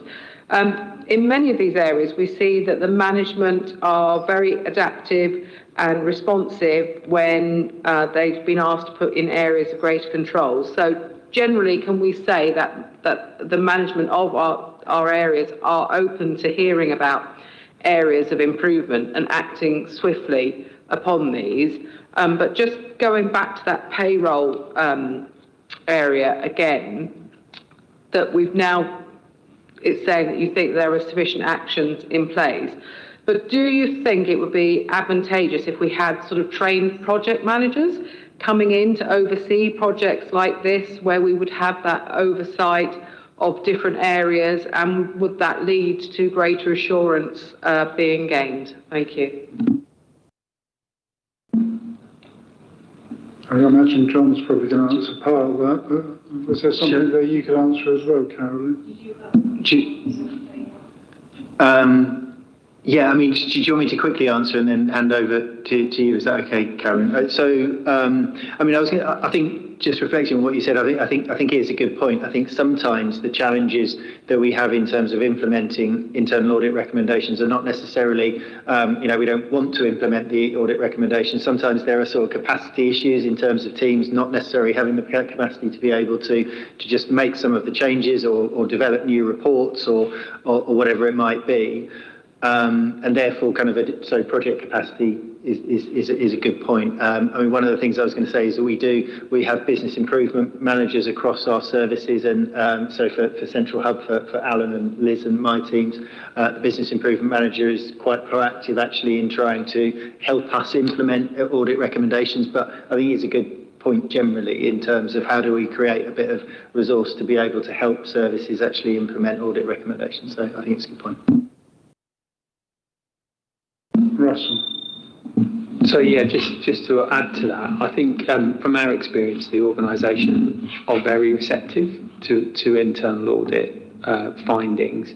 But what I was going to add to that was that one of the things we do as a service is we don't actually make recommendations. We have what we call agreed actions. So what we do is a process of, once we've identified an issue and a risk within a service, we sit down with management and discuss what we both think is an appropriate response to that in terms of implementing additional controls. But one of the challenges for the organisation is that we need to make sure that those actions are proportionate and realistic, especially given the level of resource available. So there is a balancing act there in terms of coming up with actions that are realistic and proportionate in terms of the level of risk. But certainly from in terms of our interaction with management, they're very receptive to the work that we identify. I mean, this is a bit of a recurring theme, as we've discussed before, and I like John's response in that I think it does sound like there needs to be some additional resource that can help boost management in a certain area where they're struggling to have enough resource to turn things around in response to audit. And you don't want audit to be dumbing down its expectations because you know that there isn't enough resource to take on more. So I think this, I mean, if we are seeing a trend, which I know I've been accused of jumping the gun on this, but it does concern me that we are seeing more partial reports, and then there's a struggle for management to actually then implement the changes needed, and so we go on like this. And I think, I think we recognise that they're on capacity limits already, everything's screwed down so tight. So, yeah, maybe there needs to be some floating resource that can go and help bolster get things into position where they need to be, because they can't do it on their own. Well, that sounds like a good idea, really, to me. Okay. I've probably lost my plot as to where we were. We were on Councillor Halliwell's question, I think, weren't we? Councillor Baghoff.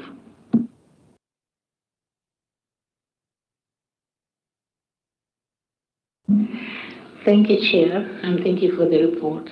My question is concerning digital training and skills, digital literacy and skills training, page 229. And just give me a minute, please. I've lost my page.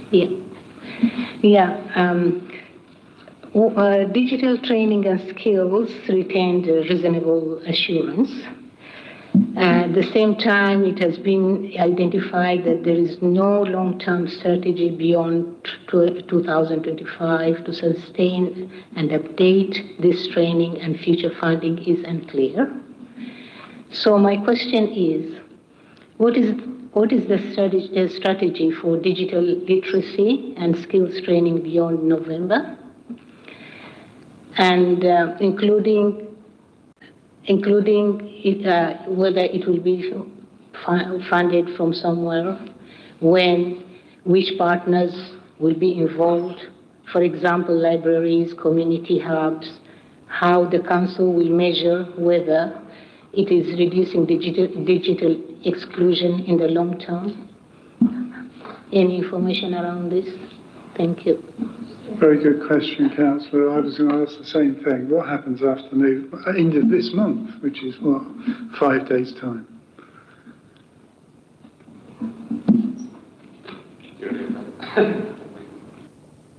Has somebody got their mic on? No, we're good now. Yes, I think the question was about strategy, which is probably me. And so in January, we are bringing a paper to Cabinet around the future delivery model of IT services generally within the Council. We had our LGA peer review earlier in the summer, where colleagues from other councils and the Local Government Association came to Brighton Hove City Council to turn over rocks and see what was underneath, and IT and digital services was one of those areas where focus was needed. I'm happy that there is partial assurance here. I mean, the fact that our clerk hasn't been scribbling notes the whole time makes me think that perhaps there is technology involved in recording this meeting, which is very good to see. And it's how in planning, that isn't the case when I was on it, and there was someone scribbling notes. So that's utilising the tools that we have to ensure good service. What is needed is that across the council, our current staff that lead on digital training are funded by capital rather than revenue. I think that's probably likely to continue given the pressures on our general revenue account, which we have gone over today, and I'm sure you've gone over in previous meetings with Councillor Taylor, that I don't need to rehash. But certainly it's something we're looking at very strongly so that we can move that into a much stronger assurance. And I'm sure Alan will have a lot more to say on it. Yes, thank you. Excellent question. We really do know that if we want to turbocharge digital innovation, we need an organisation which has a digital culture, that we have digital inclusion, including frontline roles, and that we have a level of digital maturity here where staff are able to understand things like AI and Power BI, because this isn't just the future, this is the now. So we are looking at the model for that. I can confirm that we have the team are in place and will remain in place for this financial year. And as Councillor Anna said, we're reviewing that as part of our IT&D services offer. I know the Director of Digital is absolutely looking at the future digital skills and training development offer for the organisation as part of that package. So is there a written strategy? Not a written strategy which I could share with this committee, but that's not to say that we're not looking at all the council digital needs as part of our learning and organisation development offer, the IT&D service model. A lot of that will hang from what happens in the outcome of the digital innovation pilots that we're also moving through as well. That would inform the strategic way forward after March. Councillor Baghoff, it was your question. So. Just before I go to another question, can you give us assurance that this won't affect also our ability to confront any future cyber, attacks, IT attacks? Are we really in a good place? It's an area that troubles me deeply. Ironically, Hackney Council was hacked, and the damage there was in the millions.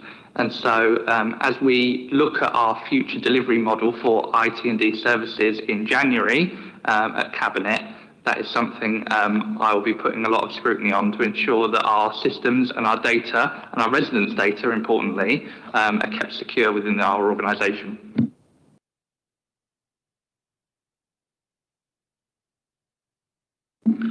You have a follow-up?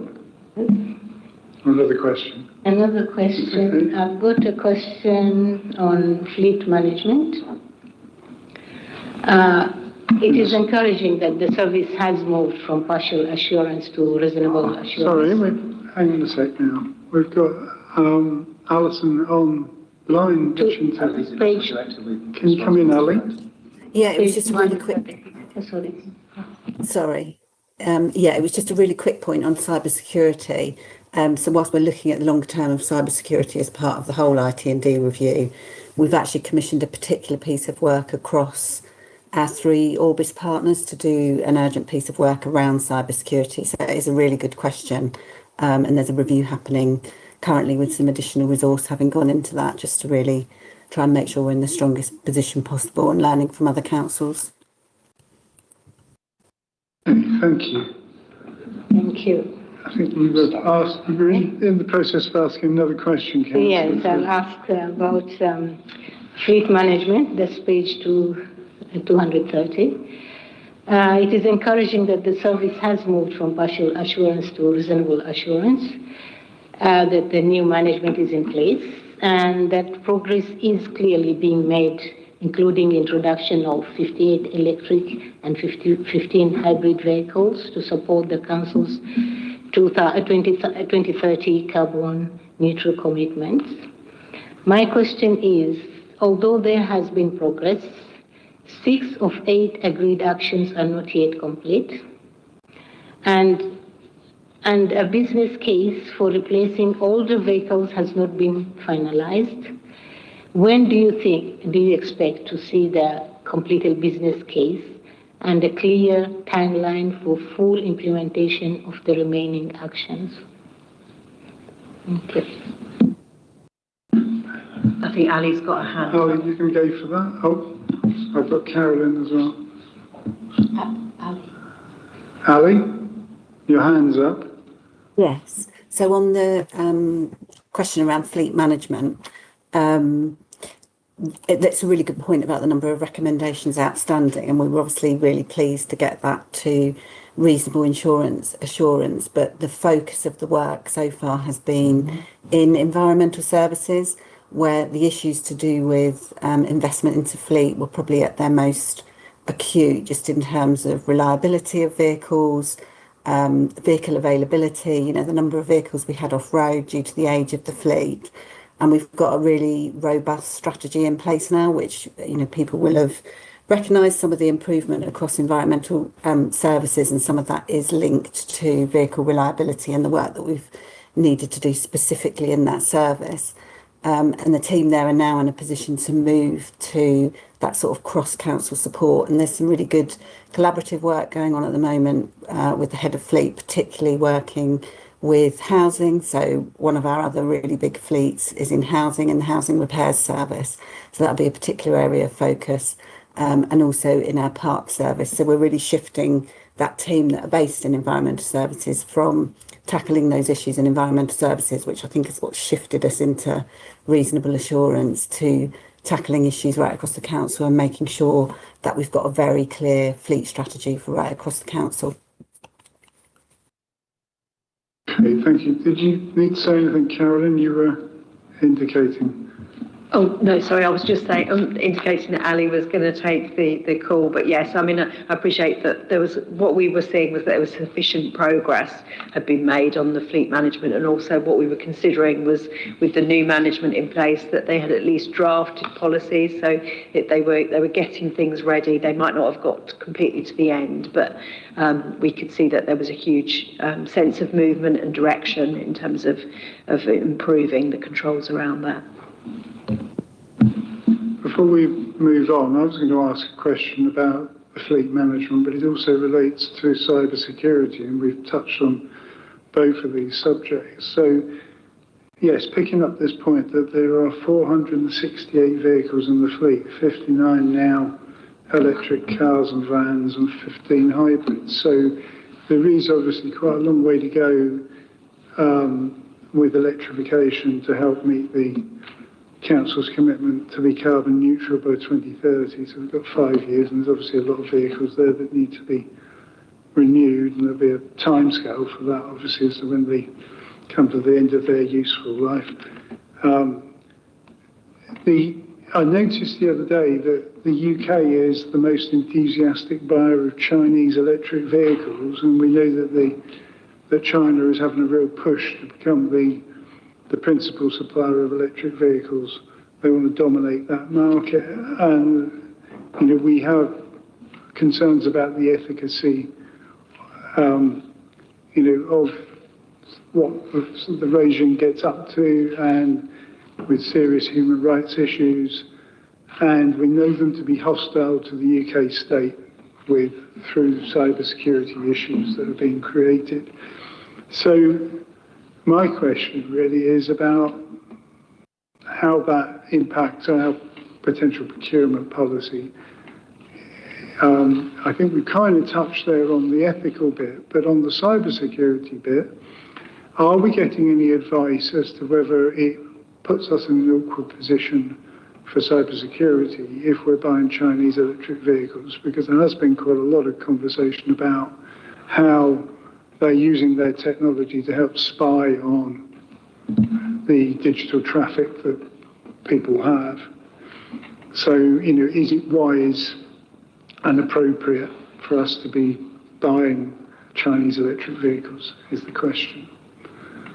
Councillor Robinson, you're the procurement lead. Just to say, and Ali can chip in if she feels appropriate, and nothing across my desk has led me to believe that we're buying Chinese electric vehicles on bulk. Certainly the vehicles that we use for environmental services, from my knowledge, are manufactured in the UK, and it's quite specialist.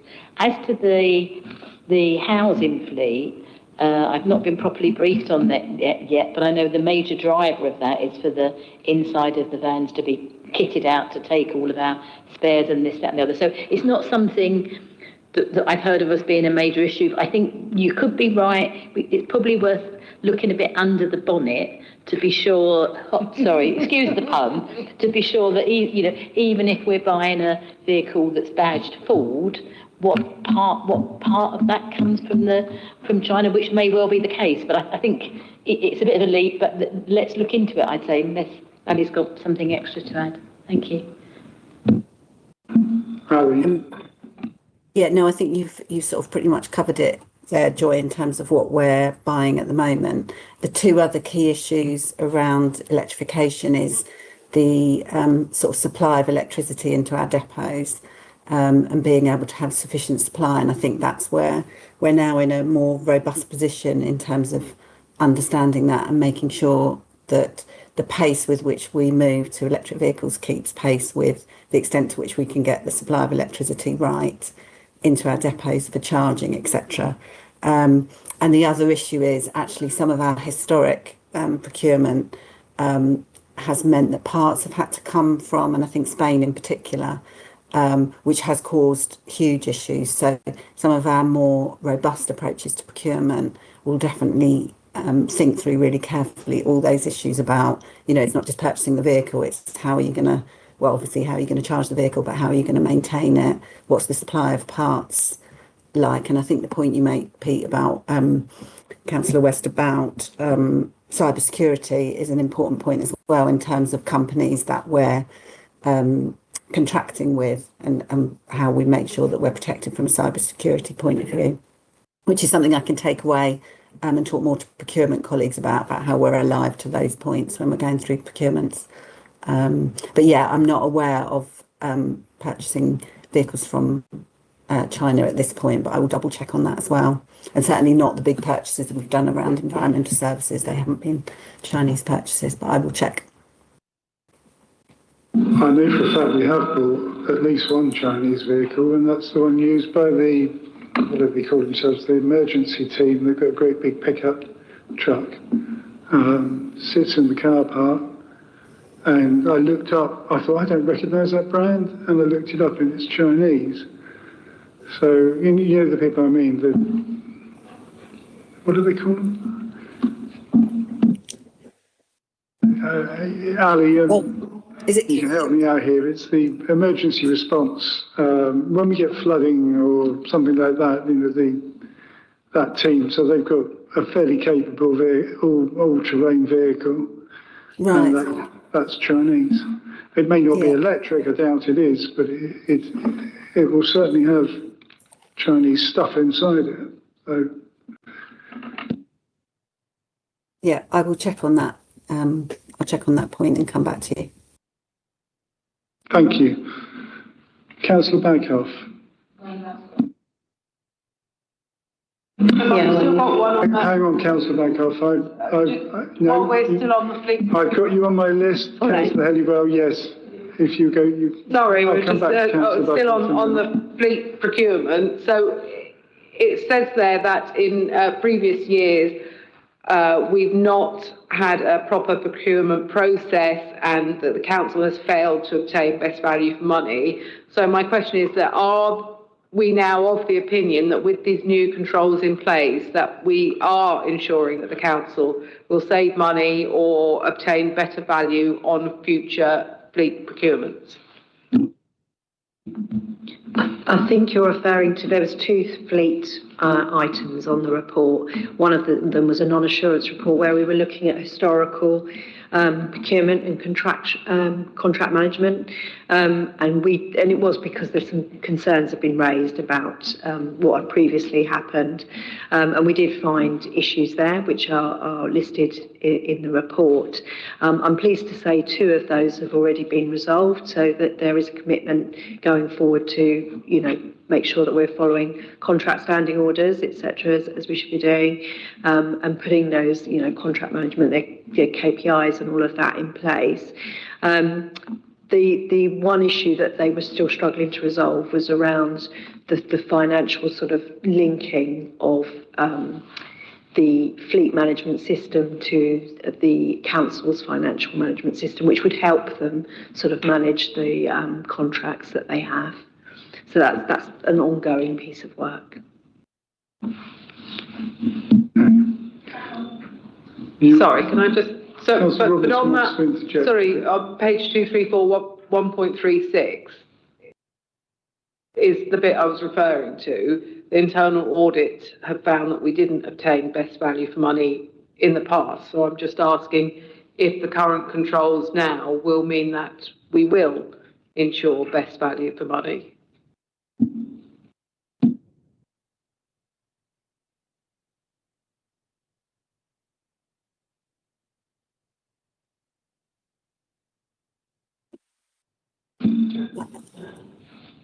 Oh, sorry, I couldn't hear. Were you calling me in?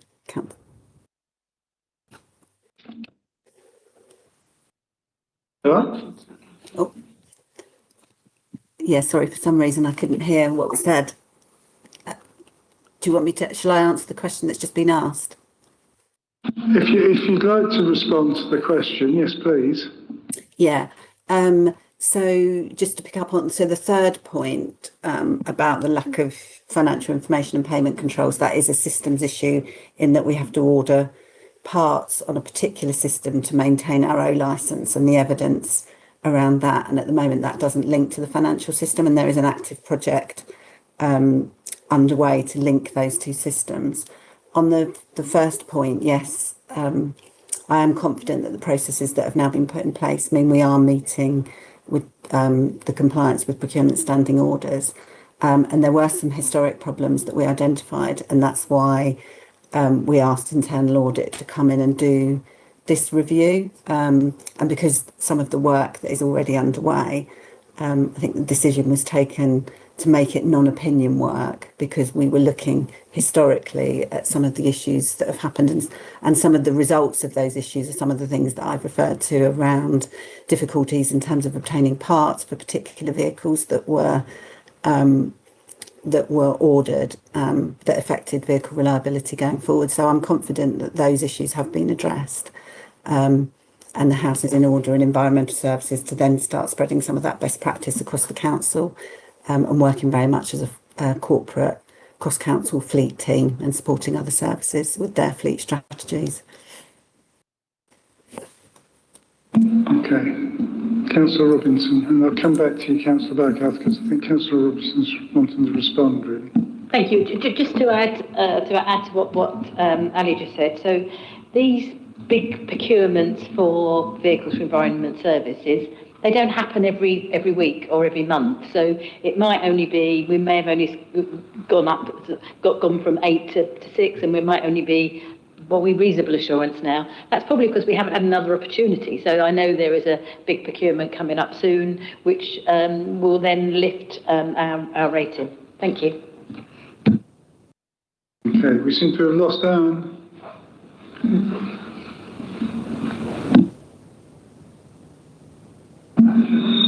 Councillor Baghouse. Thank you, Chair. Oh, my thing has gone up. Oh, sorry. Let's go back. Is that your after? Yes, please. All right, thank you. My question is on adult social care.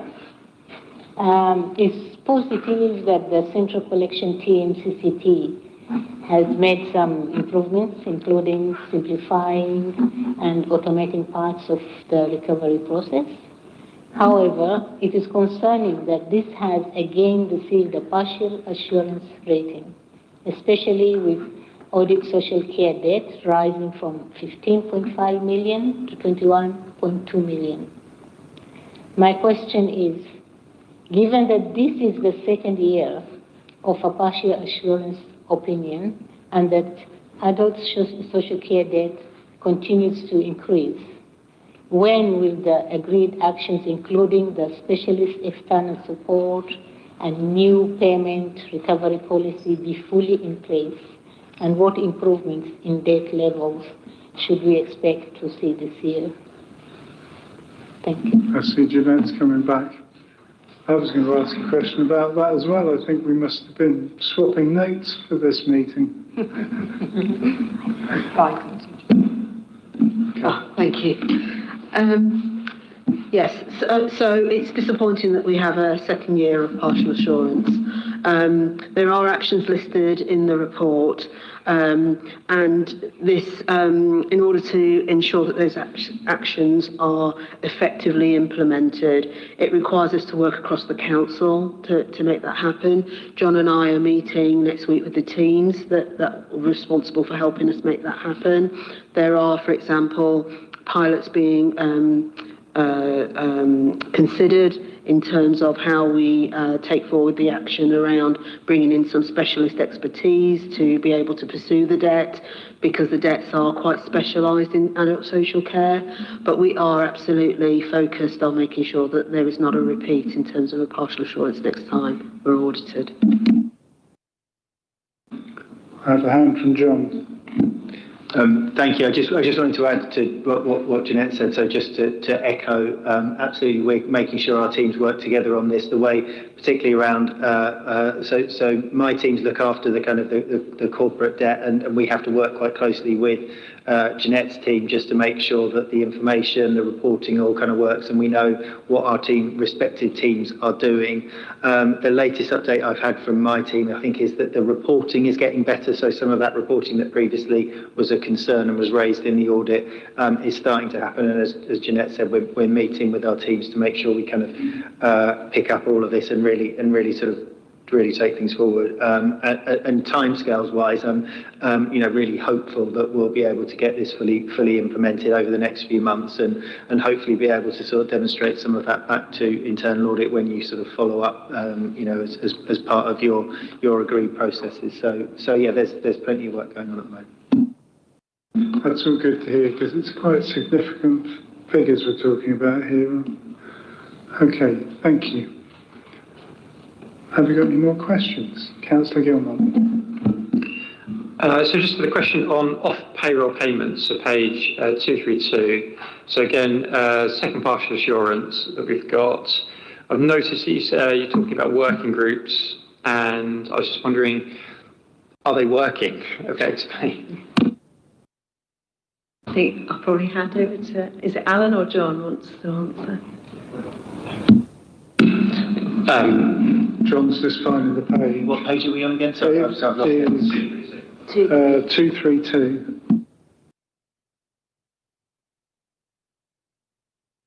I can start answering this one anyway. Thank you for the question.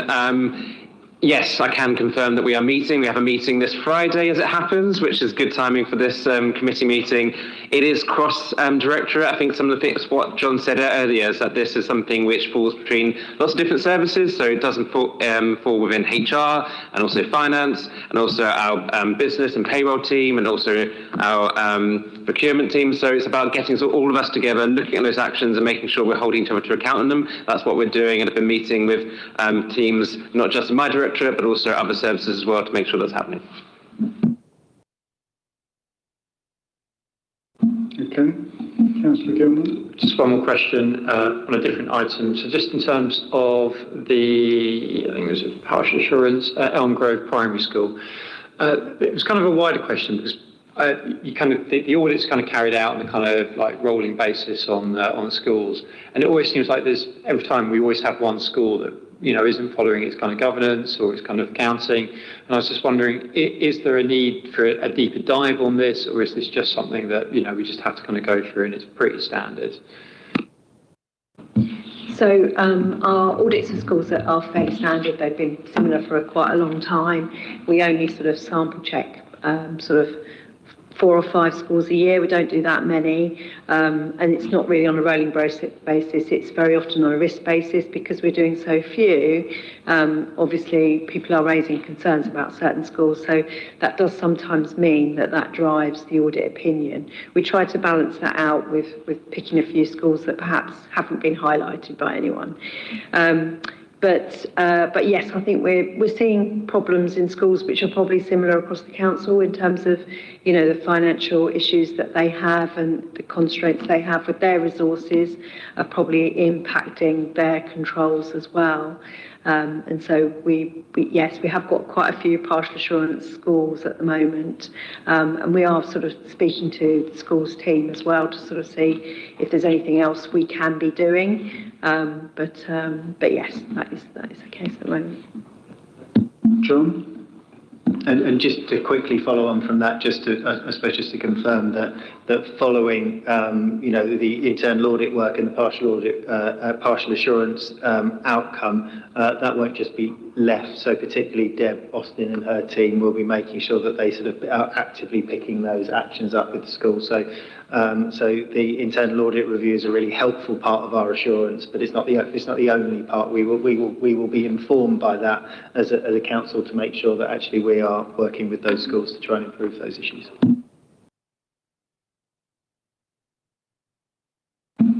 Have we run out of questions? I think we might have done. I'll tell you what, I think we've done pretty well, really.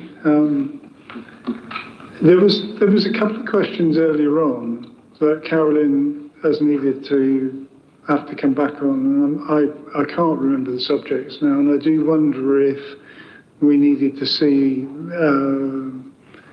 lead officers from departments here to answer those because they were on our agenda.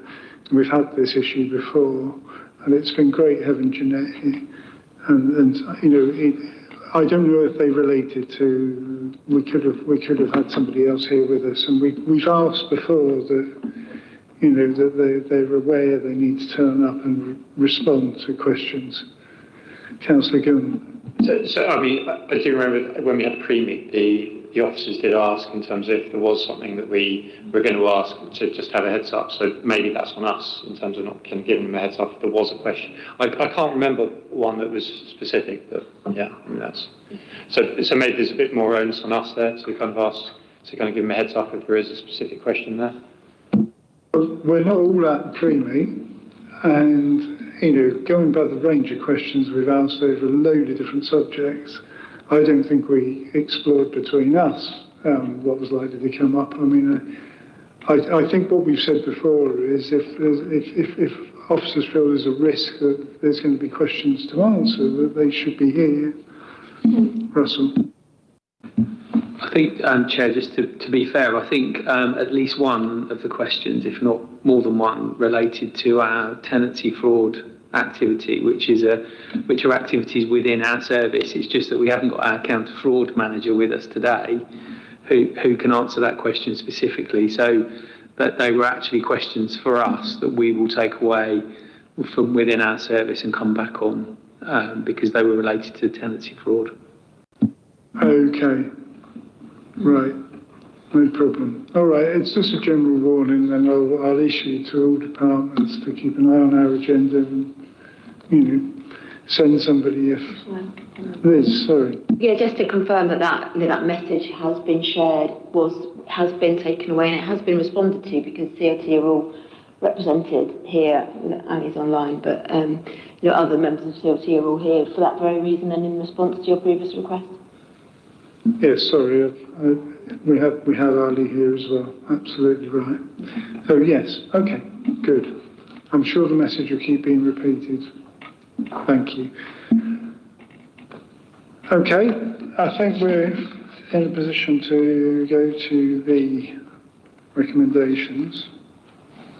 Let's just have a quick look at those.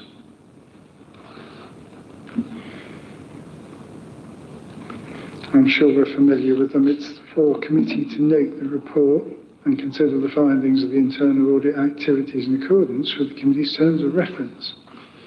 Do we agree? We agree. Thank you very much. Right now, before you all pack your bags, there are actually 2 items that kind of get forgotten at the end of the agenda. And one of them is items to refer for council. Items referred for council, actually is the wording here. Is there anything we wish to? No, okay. And then items for next meeting. If you've got burning subjects you feel that we should be discussing.